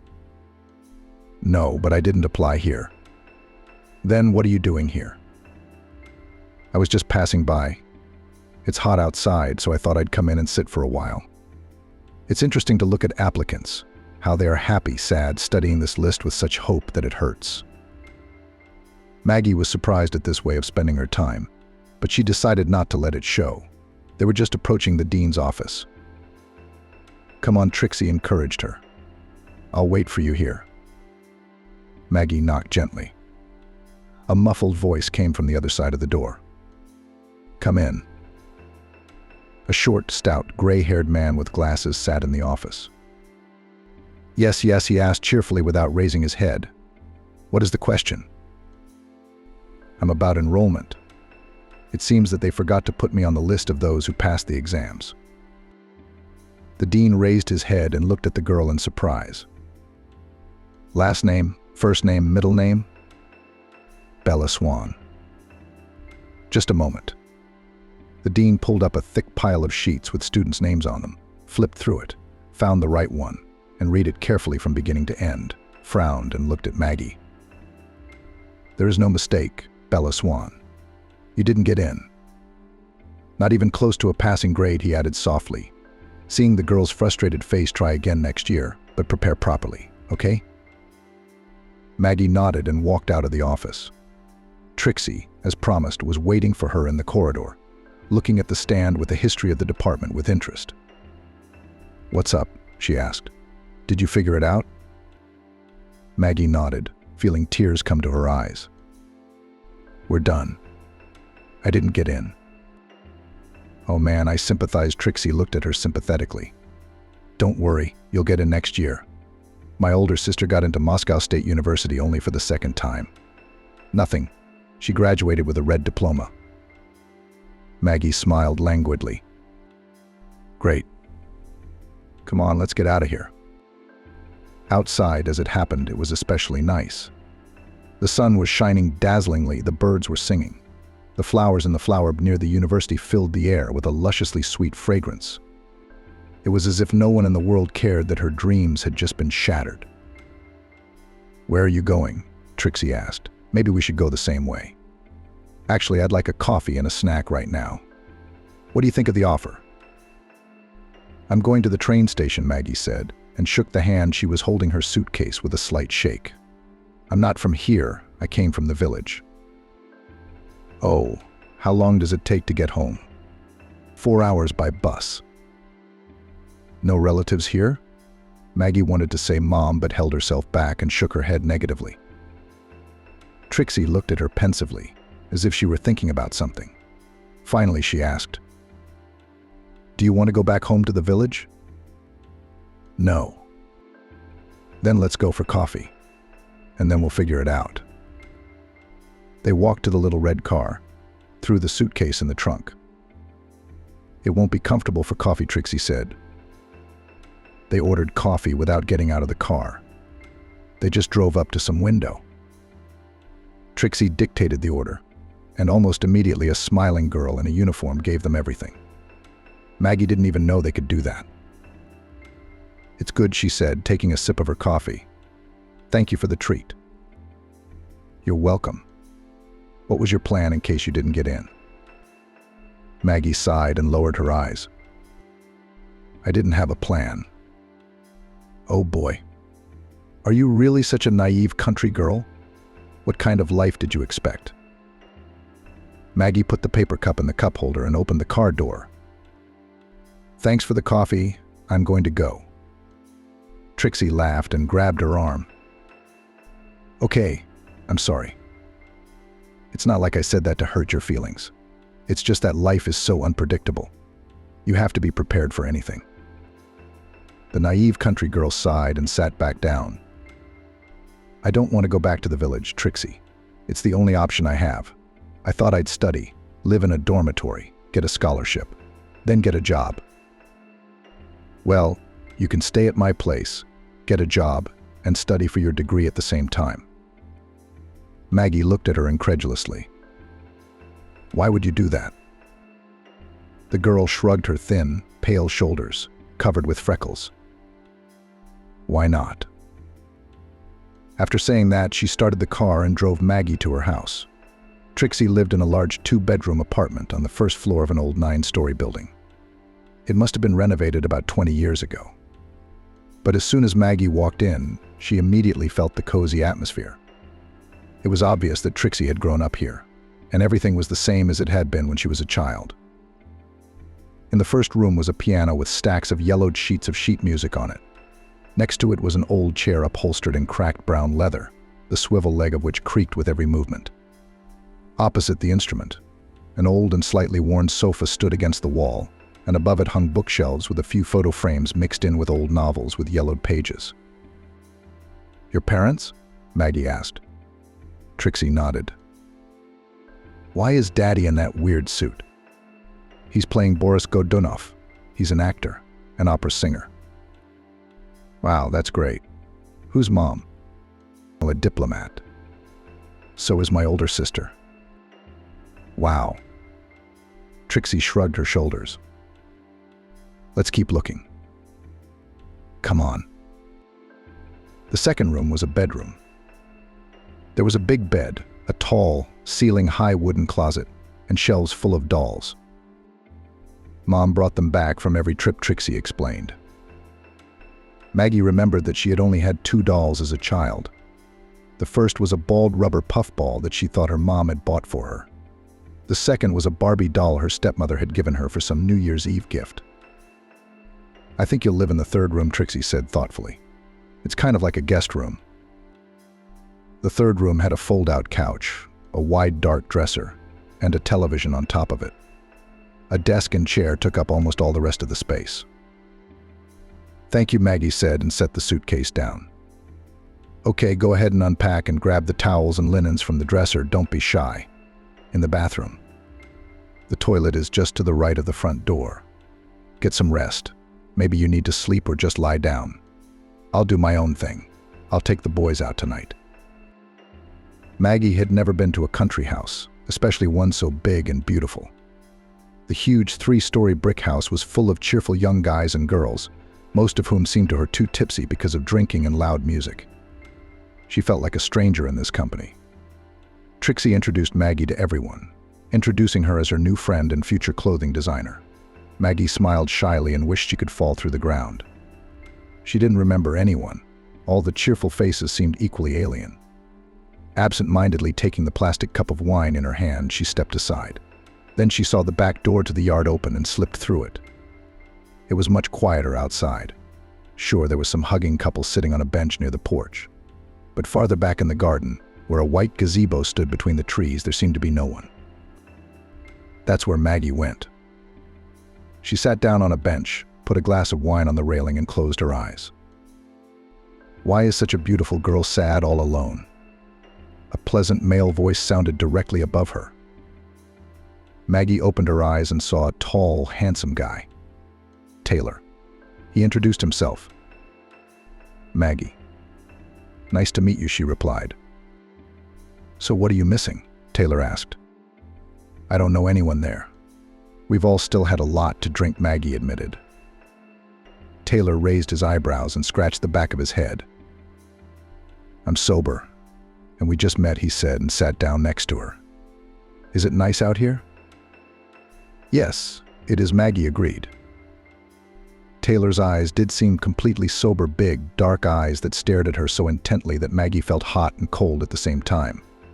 She wished he'd go away or sit here with her until morning. Well, get up, you're late for work. Maggie knocked insistently on her friend's door. No one answered. Sighing, the girl pushed the door open and entered. Her friend was sleeping sweetly, covered with a blanket, with only her left heel sticking out from underneath. Maggie almost rolled her until she woke up with a squeal and threw the blanket to the floor. She's awake, Maggie said with satisfaction. Her friend sat up on the bed and wiped her eyes unhappily. Where did you get all that strength, Maggie? I heard you were back in the morning again. I was out with Taylor. Haven't you had enough of him for a month? Maggie smiled embarrassedly. And you were reading again until the wee hours of the morning. Did you want something interesting? Yeah, Eden gave me his new novel to review. It's still a draft, but it's entertaining. Okay, let's eat breakfast quickly. I can drop you off at work. Then you wash up, Maggie said. I'll make breakfast. I'll put it on the table. In the kitchen, her friend asked. Did you ever regret working as a janitor? Just tell me. I'll find you something more suitable. Maggie shook her head. No, I like everything. And there's a lot to learn, she said simply. For real. Maggie squared her shoulders proudly, head held high. Maggie said, Konka. I'm also there washing windows and taking out the trash. I'm not afraid of hardship. But seriously, continued the proud cleaning lady, there's definitely a lot to learn. Even just by listening to Anastasia yell at her assistants. Well, I won't interfere with your learning process, she grinned. When Maggie woke up in her new friend Stephanie's apartment after a weekend at the cottage, it was clear to her that she needed to look for a job. Even though Stephanie had said she didn't have to pay for housing, she still needed money for groceries, transportation, and everything else. And Maggie wasn't used to living on her own. But where would they take a young girl without education and residence registration? For some reason at that moment, Maggie remembered the words of her stepmother, who told her son Stephen, who had finished school and now didn't know where to go to work. Work is like mushrooms. They're always and everywhere full of them. If you want to find a job, go outside and look around. That's what Maggie did. She walked around for 2 hours, exploring the city, admiring the tall buildings, large green parks. When she was tired and went home, her eyes fell on a small ad full-time cleaning lady needed at Bella Swan Fashion House. Maggie went to the address listed. The Bella Swan Fashion House sign was visible from afar, huge, sleek white glossy letters on a black background. A high white marble porch led through transparent doors into a room with a ceiling on which Maggie could see paintings, flowers, clouds, angels, warriors on horseback, just like in a church. She had a thought to look more closely, but she felt dizzy and hastily lowered her gaze. Young lady, who are you here to see? A high-pitched woman's voice sounded. A slender woman in an airy white blouse and a very tight black skirt approached her. "Hello," Maggie said. "I'm here to see you. Do you need a cleaner?" "Yes," came a dry voice from somewhere in the back of the room. "Only we have very strict requirements. Not everyone can do it." The woman nodded, indicating with her eyes for Maggie to follow her.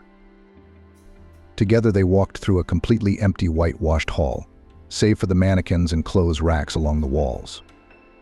At the back of the room stood a massive wooden table, piled with piles of colorful pieces of fabric, buttons of all different shapes and sizes, ribbons, belts, and more. Behind the table was a large black leather armchair where a woman in her 60s was sitting and smoking. She had very short gray hair and attentive black eyes that examined Maggie from head to toe. "I'm ready to start work today," Maggie said. Cassandra grinned. "Actually, we have one requirement: to clean well and do as we're told.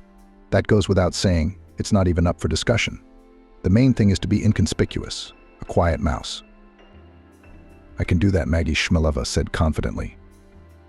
She looked at her assistant. "Stephanie, did you hear her? Get the girl processed."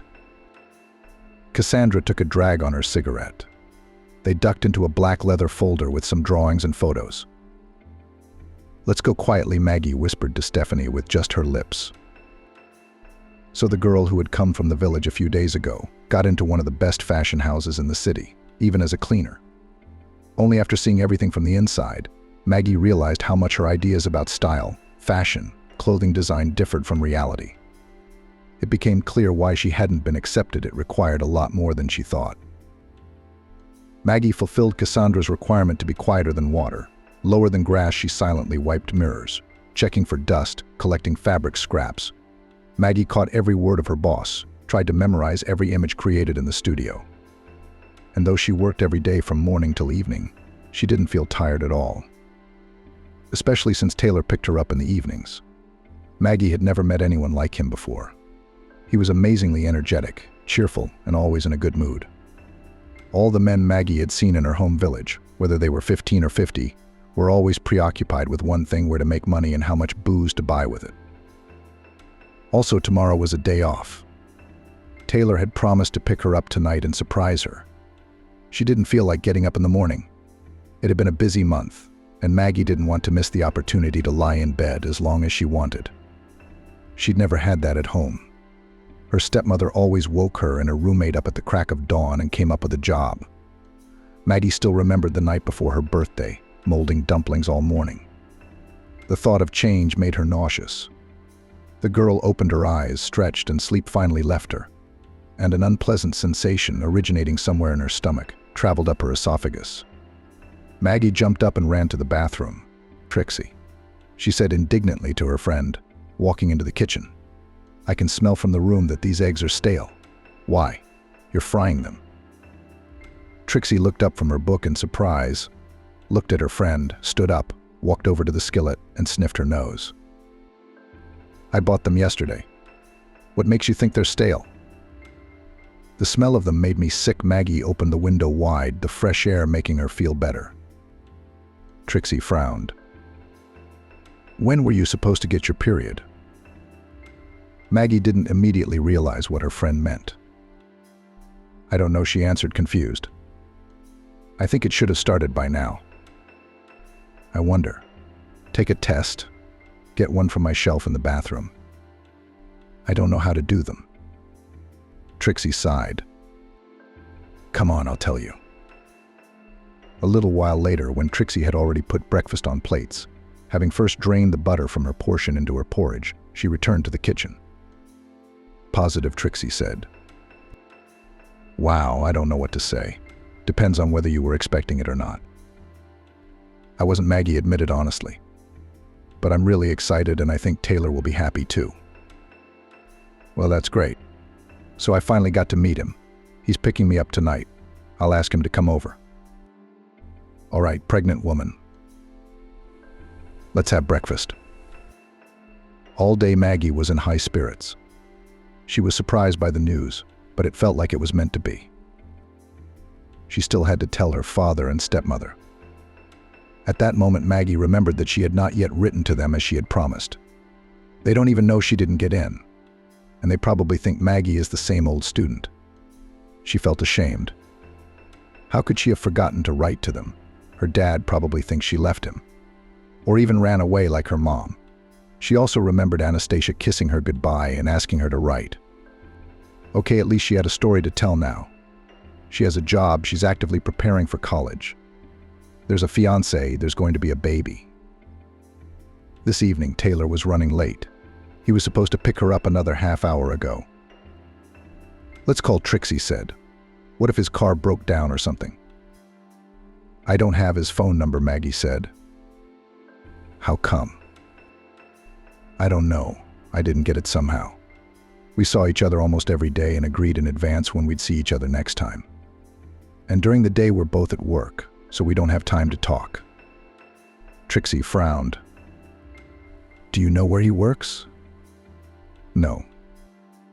Okay, what's his last name? No, I didn't ask. Okay, Trixie came over to her friend, gave her a hug. Let's wait till tomorrow. If he doesn't show up, we can go to his house. Maggie paced the room. Trixie, what if something happened to him? Maggie, what could have happened to him? Even if it did, you wouldn't know about it. So we wait till tomorrow and then we go. She didn't sleep much that night. Images of Taylor getting into a car accident, being attacked by bullies, or the rope breaking in the elevator he was riding in came to mind. She slept for a couple hours and woke up early feeling completely wrecked. Trixie, she knocked gently on the door of that room's door. Sunday at 0800. Let's get at least another hour of sleep. Let's go, please. I can't take it anymore. Okay, Trixie stretched sleepily and looked at her worried friend carefully. I can't say no to a pregnant woman. No one opened the door for him. Maggie was nervous. She was already pounding desperately on the door, palms smacking away. She hadn't taken her finger off the bell button for probably 5 minutes before that. Trixie stood by her side and grew increasingly gloomy. We should probably call the police, Maggie said. What if he's lying there unconscious on the floor? Yeah, Trixie said in a strange, colorless tone. At that moment, the door to the apartment across the hall opened. Why all the noise in the morning? A sleepy woman in her 40s in a robe asked unhappily. I'm sorry, Maggie turned to her. It's just that the guy who lives here won't answer the door. We're worried something's happened to him. Why are you looking for him? The neighbor asked even more unhappily. He moved out yesterday. Moved out how? He ordered a car in silence. They carried some things all evening. He came out with the bags himself. It wasn't his apartment? Trixie asked. No, of course not. He must have rented it for a year or so. I see, Trixie said. Thank you. We'll be on our way. She took Maggie firmly by the elbow and led her toward the elevator. The roommate hummed and slammed the door shut. I don't get it, Maggie said as they rode home. How could he leave like that without a word? Trixie pressed her lips together and gripped the steering wheel even tighter. It was like she'd been fighting herself for a while, but she still said it. Maggie, I'm sorry to have to tell you this, but I think there's nothing wrong with Taylor. He was just using you while it suited him. And now he's probably moved on to other things and other women. How can you say that about him? Trixie twisted the steering wheel sharply and braked. She turned to her friend, glaring at her. Maggie, wake up. Do you think it's normal to date a man for a month and not know anything about him? No last name, no place of employment, no phone number? Do you think it was an accident? Maggie was silent. Trixie saw tears running down the girl's cheeks. All the anger went away at once. I'm sorry, baby, Trixie said. I didn't mean to hurt you. I just can't have you living in an illusion and making excuses for him. The tears rolled down as if on their own. My head felt empty. Strangely, Maggie felt no pain at that moment. On the contrary, everything inside her felt frozen. Shit. I wish I could come with you, Trixie sighed. They're the ones who'll tell us the sex of the baby today. Yeah, Maggie said, trying to button her long, narrow-down jacket. And don't worry about the ultrasound, I feel great, and it's only 4 bus stops from work. By the way, how did the fashion house feel about your pregnancy? Maggie sighed. Cassandra doesn't know yet. She doesn't see anything but outfits, I think. And she certainly won't be looking at some cleaning lady. Alice, on the other hand, is guessing, even though I've widened my uniform and I'm less conspicuous. She's giving me weird looks. I guess I'll be able to hide it for a month or two, and then it's over. I'm afraid they'll fire me if they find out. It's illegal, Trixie said. So don't worry, if they do, I'll send the labor inspectorate after them. In fact, I told you you can stay with me as long as you want, even when you're not working. You can't go back to the country. Have you written to your parents? I just told them I didn't get in and got a job. And? Are they arguing, calling you back? Oddly enough, no. Maggie grinned. My stepmother actually answered the letter. I don't know what my father said, but she says I'm doing great and I'll definitely get in next year. It's kind of scary, to be honest. Well, she probably missed you and compared how to live without the help of a second woman in the house. We should go see them, but later. All right, I'm off to work. I'll see you tonight. It seems Swan noticed a change in her co-worker's appearance today, after all. Here's the revised text. Even though Maggie tried to turn her back, Swan did notice her changed figure. When the workday was over, she called Maggie into her office. Is she going to fire me? Maggie thought, wiping her sweaty palms on her pants. She will. Swan was smoking as usual and looking at the sketches on the desk in front of her. Sit down, she said, pointing to the chair beside her. Maggie sat down, trying to retract her stomach as much as possible, which of course was no longer retracting. This or this? Swan asked, running up to her 2 pictures for the window display. Yes, the centerpiece will be standing in the center of. This. Maggie pointed confidently to the left photo. It looks more flamboyant. The second image looks casual. And this one reflects the collection you've been working on. And also, I think it puts you in a New Year's mood. People will look at it and immediately think that the holiday is coming soon. Not bad, Swan said thoughtfully, looking at the picture again. By the way, I called you here for a reason. It's about to start, Maggie thought. Would you like to be a junior assistant in the future? Maggie looked at her boss in surprise. She looked completely serious. I do. Good. Don't be surprised. Alice told me about his plans to go into the fashion world. I'm not blind myself. I see that you do not miss a single word. Even with a belly floor and so on cannot help, sighed Swan. I'm old, of course, but I'm not blind yet. So you're not going to fire me? Maggie asked cautiously. Have you been listening to anything I've said? No, get out of here, work while you can. Swan abruptly opened the sketchbook and stared at it. Maggie knew better than to approach her boss at times like this. She stood up carefully, whispered a thank you, and walked out. The bus was long gone. Maggie stepped from foot to keep warm. Besides her, there was only a little old lady at the bus stop. Though Maggie didn't like to stare at strangers, this woman caught her eye. She was wearing a long red plaid wool coat, and in her arms sat a large black cat that watched Maggie closely with big green eyes. Finally, the bus pulled up and Maggie and the old woman got on. Pay up. At the entrance, the driver shouted so sharply that the girl almost dropped her bag. She paid, went through and sat on the first seat of the empty bus. The old woman stopped in the aisle, grabbed the cat and began to look for something in a small beaded black purse. Well, the driver asked impatiently. Now, just a minute, the old woman replied politely. A coin has fallen somewhere. Probably the lining is loose. The driver sighed noisily. The old woman searched her bag even harder.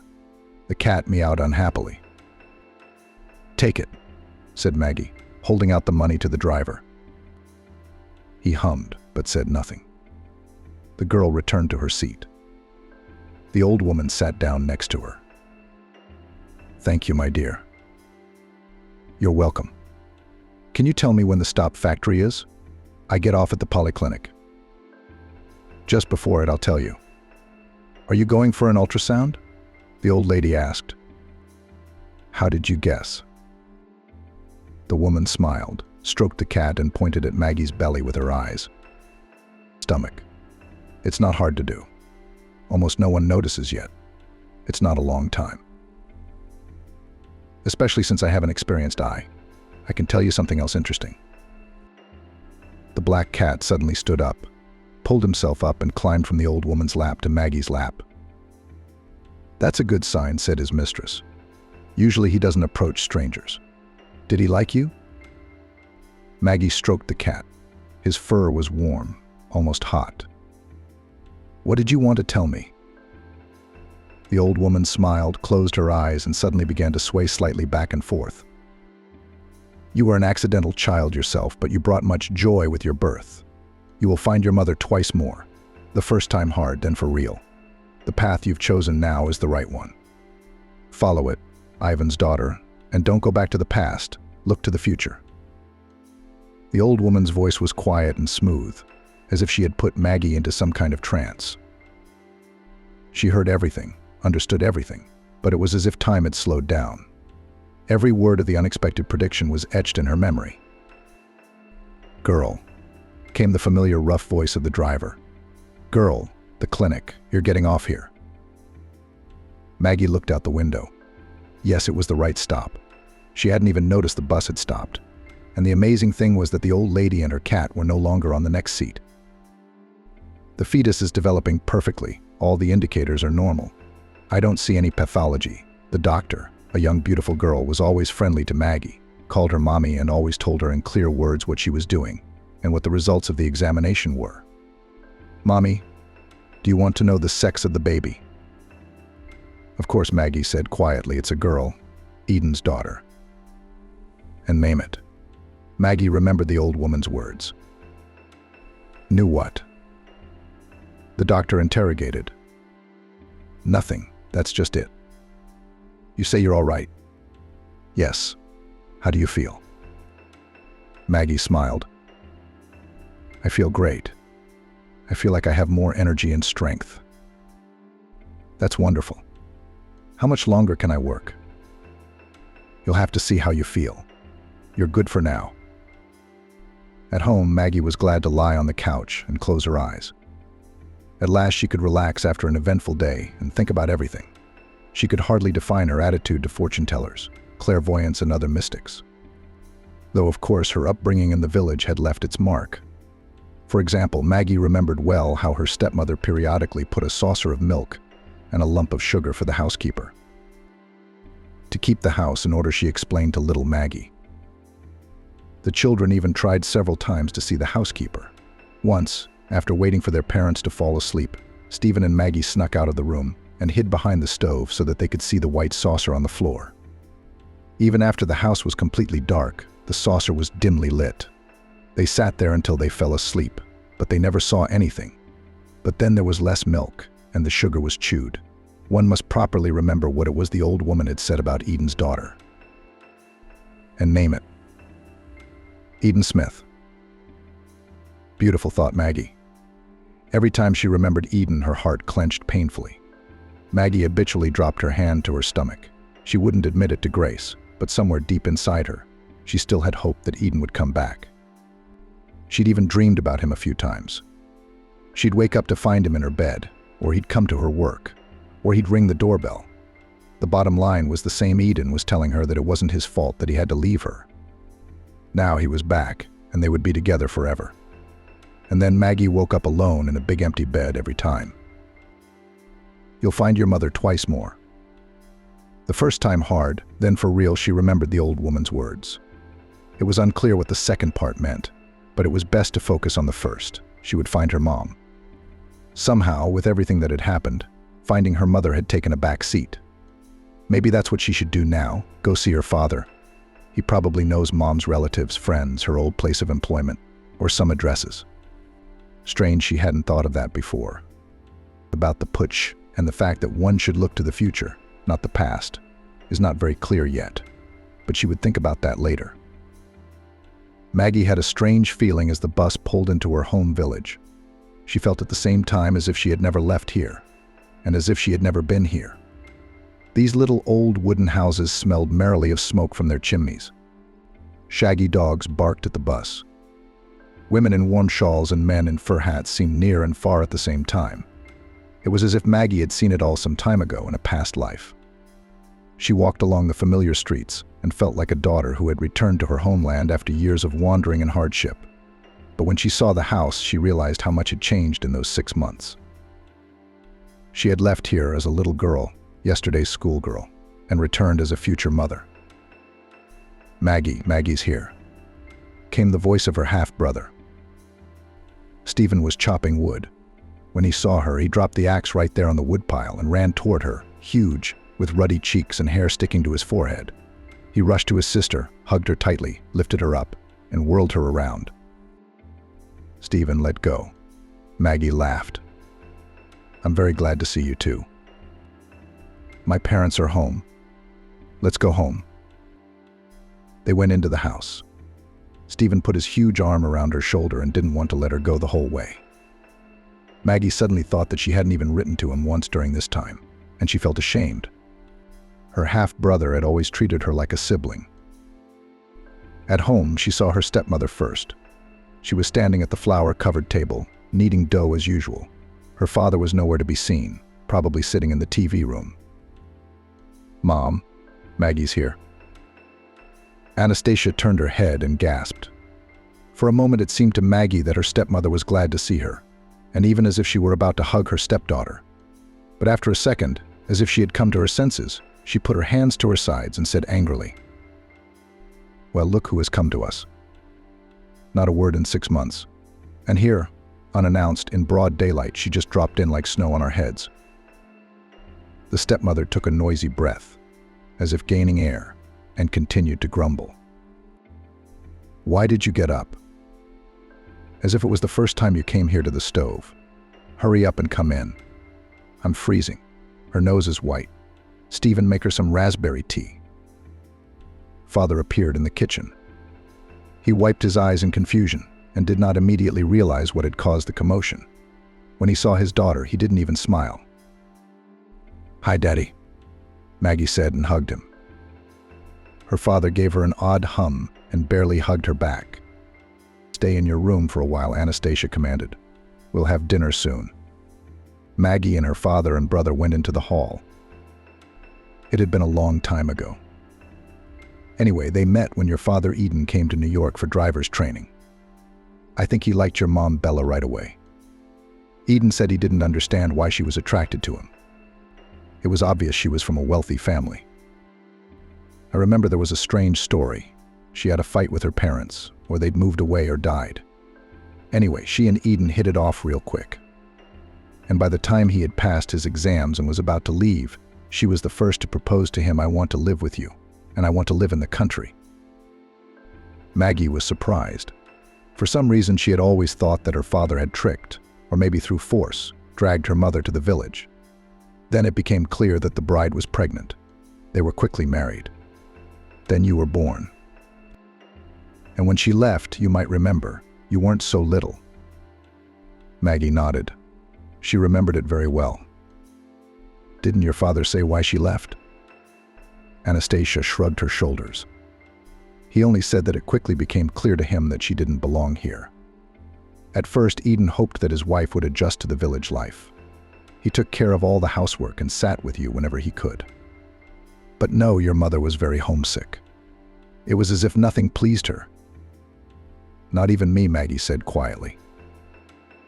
Anastasia reached out as if she wanted to pet her, but halfway through she pulled her hand back. "Eden said she loved you. That's why she lived with him for so many years. But she was getting worse every day. He knew that one day she would leave. And so she did." "I want to find her," Maggie said. "There must be some addresses, phone numbers, where she lived when they met. And her parents are my grandparents. Didn't they ever come to visit us?" "No," my father said. He came in unnoticed, and the women even flinched at the sound of his voice. Eden sighed heavily, sat down on a vacant chair and began to tell the story, looking directly at his daughter. "I tried to find her. There were no cell phones back then. The only address I knew was her then apartment, which she rented with a friend. 8 years later, other people were living there, and no one had heard of your mother. I never saw her parents either. I think she had a big fight with them and hadn't spoken to them for months when I met her. I don't even know if they know they have a granddaughter. I don't think she had any contact with anyone from the city while she lived in the village.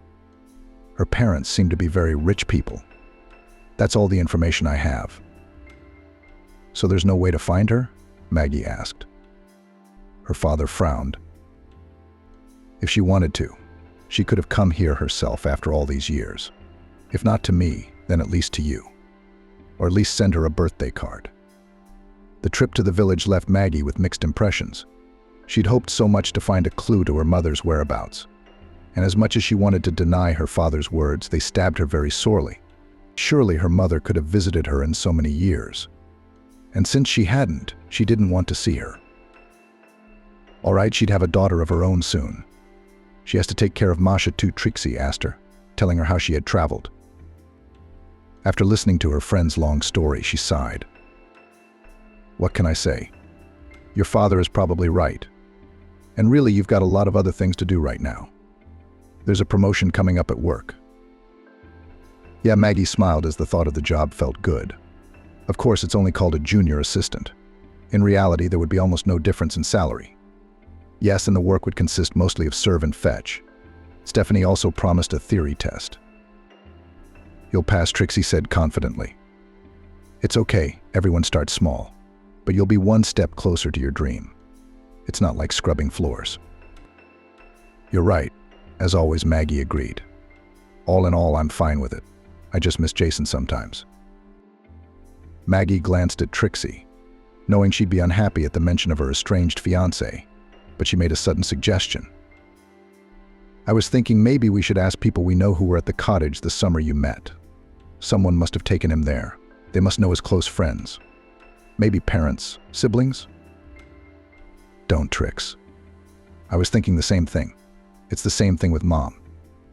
If he wanted to, he would have contacted me a long time ago. But if I find him, what am I going to say? Hey, Jason, you bastard. Here's our daughter. Pay child support. Maggie shook her head. Well, no. Chloe is my daughter. I don't want him to have any rights over her. I raised her myself. If she asks who her father is, I'll tell her everything I know. Trixie sighed.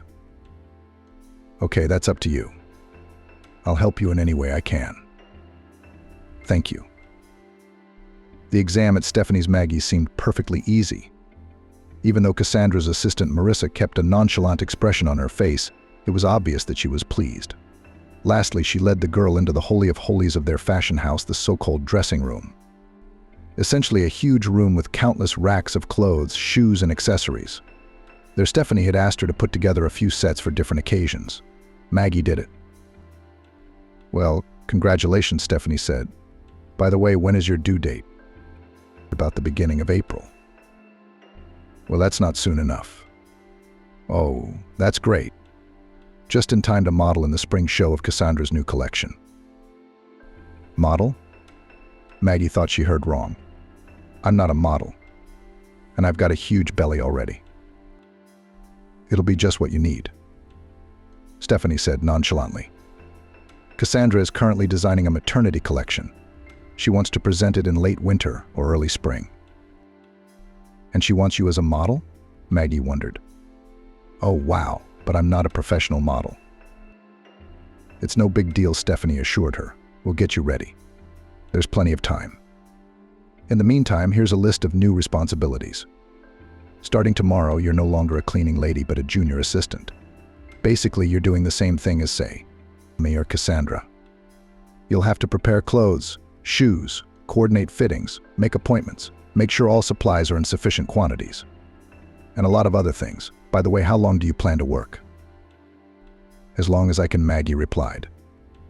I feel great, and the doctor said it's okay. That's good. Of course, after the birth, you'll go on maternity leave. We all understand that. But keep in mind that Cassandra won't be waiting for anyone for 3 years, or even a year and a half. I understand, Maggie replied. She didn't really know what to do. Trixie couldn't babysit, she was working, and there was no money for a nanny. Who else would she ask? Eden, I don't think he'd do it. All right, she'd think of something. For a moment she thought Trixie was right, and she could find Taylor and ask him for help. He obviously didn't need the money. But Maggie felt sick to her stomach at the thought of him turning her down, lying, making excuses, or saying it wasn't his child. Surely he was counting on never seeing her again. No, Maggie wouldn't impose. There was plenty of work to do in her new position. Maggie even sometimes thought that if she had stayed as a cleaner, she would have moved much less. But the girl did not complain. She felt great. And at work she was ready to spend the night. And everything went easily and well with her, as it happens when a person is engaged in his work. Of course, pregnancy made its own adjustments. It was necessary to visit doctors, go to courses for pregnant women, buy things and furniture for the future baby. And then there is also preparation for the future enrollment and work. And with her friend Maggie tried to go out at least once a week. Doesn't it feel weird? She asked Trixie. You and I are basically complete strangers to each other. We met by chance, and now I've been living in your apartment for 6 months. I've got a baby on the way. Of course, for me, you are an angel who came from heaven and saved me in the most difficult moment. Without you, I would have been sitting in the village, listening to my stepmother in Eden, milking cows. I'll always be grateful to you, but sometimes I feel like a parasite who has come to trust a good man, who lives at the expense of another. Her friends were sitting in front of the TV at that moment, watching some old romantic comedy and eating ice cream straight out of big plastic vases. Trixie cradled her spoon and shrugged. No, this situation doesn't seem weird to me at all. Are you tricking me, plotting to nail me and clean me out, or re-sign the apartment over to you? No, Maggie answered, surprised by the strange questions. That's it, Trixie said. I'm helping you because I want to and I can do it. Remember, a person only helps you if they want to help you. Because we always have the right to say no. I like being your friend. I'm not the easiest person to get along with. Even if it doesn't seem that way at first glance. And you, how can I put it? You balance me out well. I don't feel any discomfort at your being here. On the contrary, it's a joy. Thank you, Trix. I hope someday I'll be able to return the favor. You're already paying, the girl said, buying groceries and cleaning the house. I don't even have to mention the fact that you've practically freed me from cooking. And that's something I hate. But in the future I plan to tell everyone that I once lived with a celebrity from the world of high fashion. Maggie laughed. Tell me about it. And I like cooking. I'm also thinking about the future when my daughter is born. I will stay at home for the first time. I don't know, a month, 2, 3, Maggie said. Stephanie made it clear that Cassandra would not wait for me 3 or even a year and a half out of maternity leave. Wait, Trixie clarified. I thought you'd be gaining experience with them through the summer until you went to college. There's a part-time program there. Then I could stay on and work at the fashion house. Yes, that would be ideal, of course, but I'm just dreaming. Maggie sighed sadly. I haven't yet had the opportunity to prove myself enough for Cassandra to say yes. That's our future star. I'll keep her on any terms. The friends laughed. First of all, Trixie urged, there's no harm in dreaming. Especially if the dreams are backed up by action. And yours are definitely backed up. Think about it. 6 months ago, you were a naive little country girl. I'm sorry, but you were. Maggie nodded, showing that she took no offense and agreed with her friend's words. And now you are a young, confident mother-to-be, working in the most fashionable house in the city. Not a bad leap. And secondly, at the end of winter you will have some kind of show. Maybe there you can show yourself at least as a model? Maggie thought.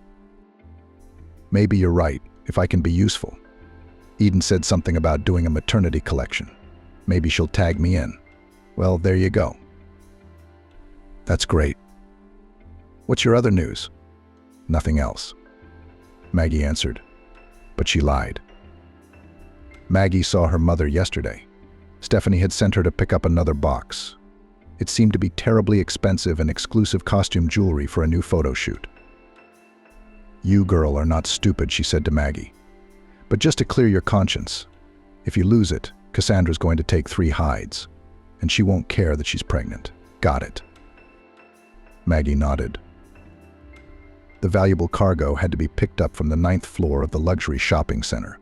The brand representatives had an office there. Maggie had never been here before and was curious about the expensive boutiques, the elegant fountain on the 1st floor, the beautifully dressed customers.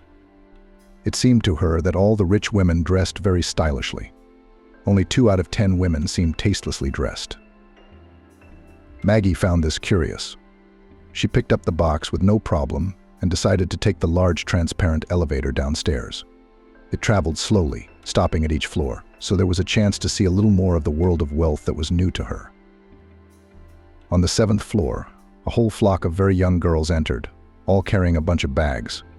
Maggie pressed herself against the transparent back wall of the elevator and turned to face it to continue her observations. Suddenly, a woman caught her attention. She was coming out of some boutique, accompanied by 2 tall, almost identical men in black, obviously security guards. The woman was wearing a light white dress. Luxurious blonde hair flowed lightly over her shoulders, and her large blue eyes looked somewhere thoughtful in the distance. It was her mother, though she hadn't seen her in over a decade. She hadn't changed at all. Maggie's heart raced and her legs gave out. She almost dropped the precious box. The elevator passed very close to where the dazzling beauty in white and her guards were standing. And for a moment Maggie thought her mother looked at her, and even recognized her. Her face flashed with either amazement or fear, but the elevator was barely moving the whole way. And then, as if by surprise, it flew downwards with an arrow and did not stop until the 1st floor. The girls with the bags got out, followed by Maggie. She didn't know what to do, rush back upstairs and start looking for her mother all over the mall. But then a bout of nausea came over her, and she almost sprinted toward the exit for fresh air. She felt a little better outdoors, and she wondered maybe this woman just looked like her. And I only saw her for a few seconds. My brain, flooded with hormones and suffering from hypoxia in the stuffy elevator, saw blonde hair, blue eyes, and slipped me what I wanted to believe. Nevertheless, the episode was now constantly in her mind's eye. Toward the end of January, Maggie began to realize for the first time that she was pregnant. No, psychologically she understood it, but with her body she felt only her daughter's periodic movements, and all the things the other girls in the course had told her. And fatigue, weakness had bypassed her until that moment. Still, the term was not long, she became more noticeable. She didn't want to get up so early. It was harder to study. I wanted to lie down during the day. Yes, I've noticed, it's the first time, she said. Okay, Maggie, you need to regroup, focus on work, and do less housework. Who's going to do the housework? Do you work all the time too? She asked her friend. Why don't we invite Anastasia to visit for a month or 2? Maggie had met Anastasia's stepmother, Trixie, when she and her friend had gone to the village to celebrate New Year's Eve. She charmed everyone there. Stephen seemed to have literally fallen in love with her, and even regretted that he was leaving for a shift in a few days.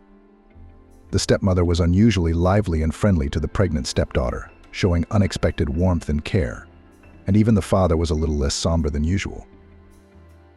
Anastasia, Maggie tried to picture her stepmother in their city apartment.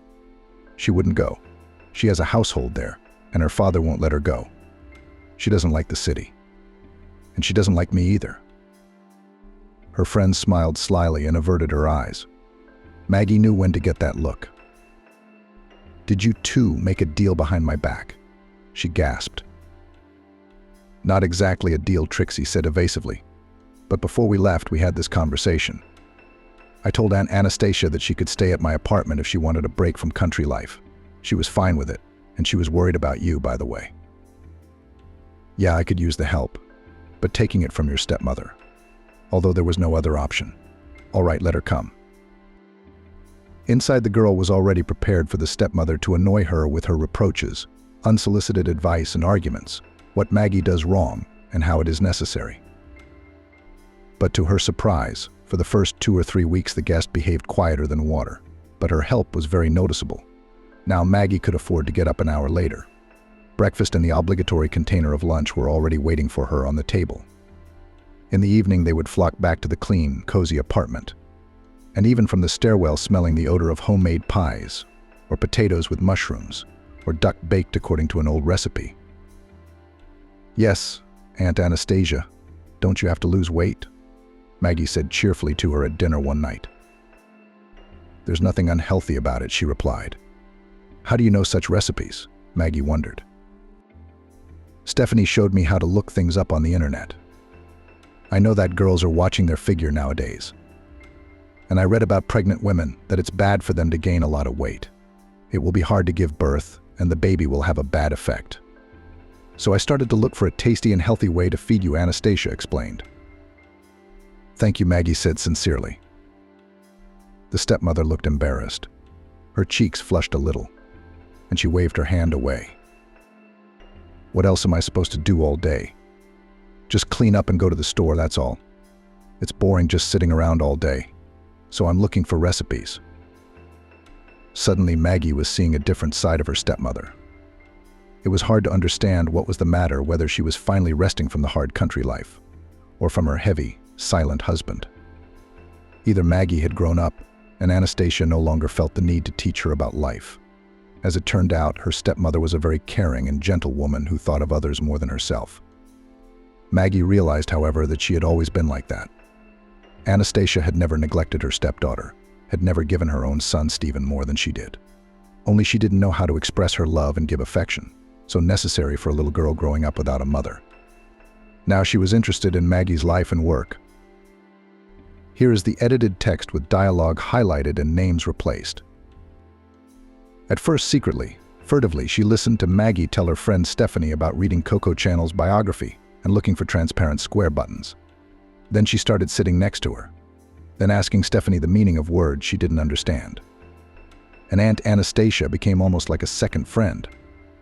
They somehow easily found a common language, and with the easy hand of her stepmother, Maggie began to read books and watch movies.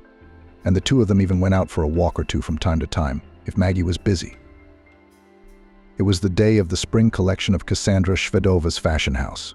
The whole previous week had blended into one interminably long, hectic day for Maggie. She probably wouldn't have survived without Anastasia's magic pies and chicken cutlets, even though they seemed to be going pretty much on schedule. And Maggie, on the other hand, had expected to rest for a couple days before the show. However, the experienced Alice told her at once, "It won't happen. You'll see a few days before the show Cassandra will have enough of a fit. She'll be thrashing around like a tornado, tearing everyone and everything to shreds and screaming that everything is wrong. Get ready." Maggie couldn't believe it. The supervisor looked completely calm, but everything happened just as Alice had predicted. In exactly 1 week, Maggie walked into the studio as usual, bringing the last 2 boxes of shoes, and barely managed to dodge a purse flying past her face. "No," Cassandra shouted. "This is all completely wrong. This is terrible. This was a bad idea in the first place. They look like cows in those dresses. No one's going to take it. My career will be over at this show. The house will go bankrupt. They'll turn this place into a beer stand." Judging by the helpers in the corners, she'd been raging for a long time. Only Alice stood steadfastly beside her boss, apparently trying to say something to Maggie. Clenching her palms into fists for courage, she approached Cassandra with an innocent smile. "Cassandra, let's try it on me now," Maggie suggested in a sweet voice. The warden lit a cigarette. "What's there to adjust? Only if you put all these rags in a pile and set them on fire," she snorted. Stephanie glanced quickly at her assistants, and as if on cue, they began to praise Cassandra's genius. She pouted and rolled her eyes like a little girl. "All scoundrels. Traitors," she muttered. But it was obvious the flattery had worked. "Well, Maggie, put on those overalls." As Maggie changed and walked down the makeshift catwalk, her boss's face turned even more sour than usual. "Not that," she said. "What's wrong? I can't figure out." Maggie plucked up her courage again and said, "The belt is unnecessary. It's supposed to emphasize the waist. Except I don't have one, and it divides my figure ridiculously into 2 unequal parts. If you took it off, it would make the look softer and smoother." "I say." Cassandra ripped off the sewn-in belt with a few ruthless movements. "Yes, that's it." So they tweaked the entire collection in the time they had left. Even so, Maggie still felt a growing excitement, even though she had practiced. It was scary to imagine that she, a heavily pregnant girl from Sacramento, would be walking down the runway in front of a room full of people today. What do you have to be afraid of? Stephanie encouraged her. Your boss is a beast. Aren't you scared of her too? And walking the runway is just a walk. I'm sorry, but this is Cassandra's night, not your recital. You'll be looked at as one of many models, nothing more. They'll be looking at her every look under a microscope, looking for flaws and scrutinizing every detail. That reassured Maggie. Indeed, her business is to go out 3 times, walk along the path in a series of similar pregnant girls, among whom there are not even professional models, and quietly go to rest. But Cassandra will have to endure all the critics, competitors, journalists, and just those who want to express their opinions. Trixie and Anastasia came to support the young debutante. As a thank you, Maggie had prepared their images for the show herself. Trixie sat in a long emerald green dress that set off her curly red hair, while Anastasia wore an elegant light beige pantsuit. She even straightened her back. And no one would think now that this woman had lived in Sacramento all her life tending cows and a vegetable garden. Maggie didn't even remember her first entrance. The hall in front of her eyes merged into one big blur, and she only mechanically stepped over her feet and kept a trained smile on her face. When she came backstage, Stephanie hugged her tightly. Well done, Maggie, good girl. That was awesome. Hurry up and change for the second time out. The second time was already a little calmer. She even found Trixie and Anastasia in the third row with her eyes and smiled at them. At the same time, a vague uneasiness came over her. Maggie didn't understand what caused it. Her stomach didn't hurt, so it definitely wasn't related to the baby. She seemed to see something in the hall. But what? Maggie, get changed quickly. You're locking up, Stephanie shouted at her. For the third time, even though she was going the very last, Maggie was absolutely confident. The show was almost at an end, and judging by Cassandra's satisfied smile, it had gone great. She could tell from the audience's reaction that they were enjoying themselves. Her eyes slid to the front row, and Maggie almost stumbled when she saw a fragile blonde in a dazzling black dress. It was her, there could be no doubt now. Her mother was looking directly at her. Maggie herself didn't realize how she didn't faint or drop everything and run to her mother right off the stage. On autopilot, the girl finished her walkthrough, remaining on stage with the rest of the models. She even seemed to clap and smile when Cassandra came out, and the audience greeted her with a round of applause. But Maggie herself didn't take her eyes off the woman in the front row. Her mother recognized her, she certainly did. Barely waiting for them to get off the stage, Maggie ran without even changing her clothes. The guests from the show had moved on to the adjoining room where the buffet was to be held. Maggie squeezed her way through the guests. Someone recognized her, complimented her, but she heard nothing, looking for the familiar blonde hair and black dress in the crowd. "Mommy," she finally shouted. There was no doubt now.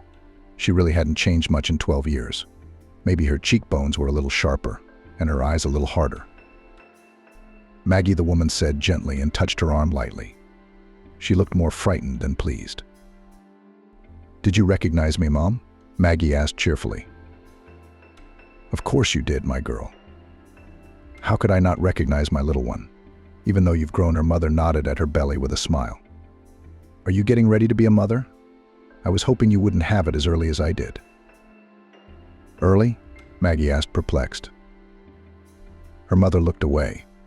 Apparently, she didn't want to draw attention to them. Somewhere in the distance loomed the vaguely familiar silhouettes of men in black. Maggie remembered that they were the guards who had been with her mother at the mall at the time. "Let's step back a little," her mother asked affectionately. They walked through the hall and out onto the covered balcony, where it was warm and empty. Mother sighed, rubbed her temples, and apparently determined to tell the story began. "I wasn't even 17 when you were born," she said. Maggie had never thought of her mother being so young. Eden didn't know that. "I only told him at the registry office," her mother continued.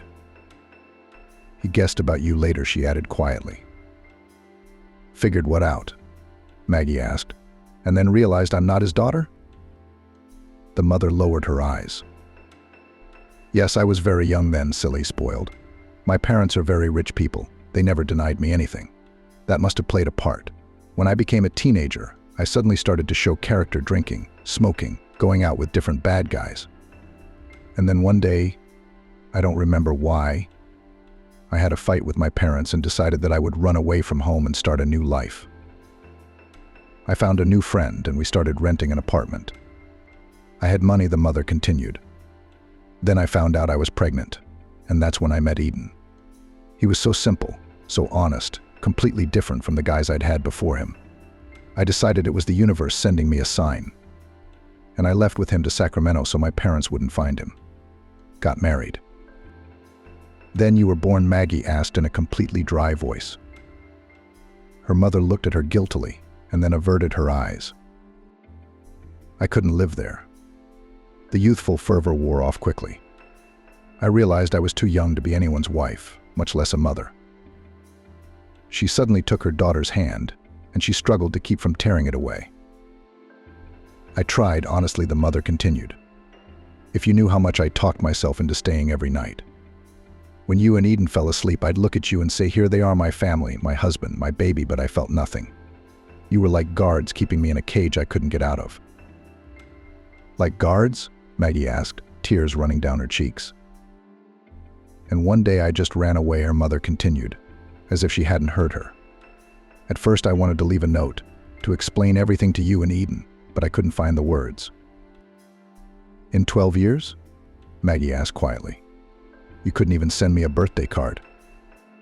Her mother lowered her head. You went back to your parents? You didn't tell them about me? Maggie asked. No, replied the mother. Do you know who my real father is? She shrugged. Honestly, I don't really remember anymore. I was going through a rough patch back then. And after I came back to the city, I never saw anyone else from that company. Do you live with your parents now? Maggie asked. Mom shook her head negatively and said very quietly, no, with my husband. Is that how he keeps me safe? She shrugged her shoulders in an embarrassed sort of way. He's a very rich man and very jealous, mother finished, lowered her lip, and said in a sort of pathetic, forgiving tone, I'd really hate for him to find out about you. You can't see me, can you? Maggie shook her head negatively. Her mother suddenly perked up and smiled. If you want, I'll introduce you to your grandparents. Oh, and you and I can see each other whenever you want. Then she looked back at the guards and added, well, maybe not very often, but I can call or write to you sometimes. Is that what you want, Mom? Maggie asked and looked her in the eye. Her mother looked both guilty and frightened at the same time.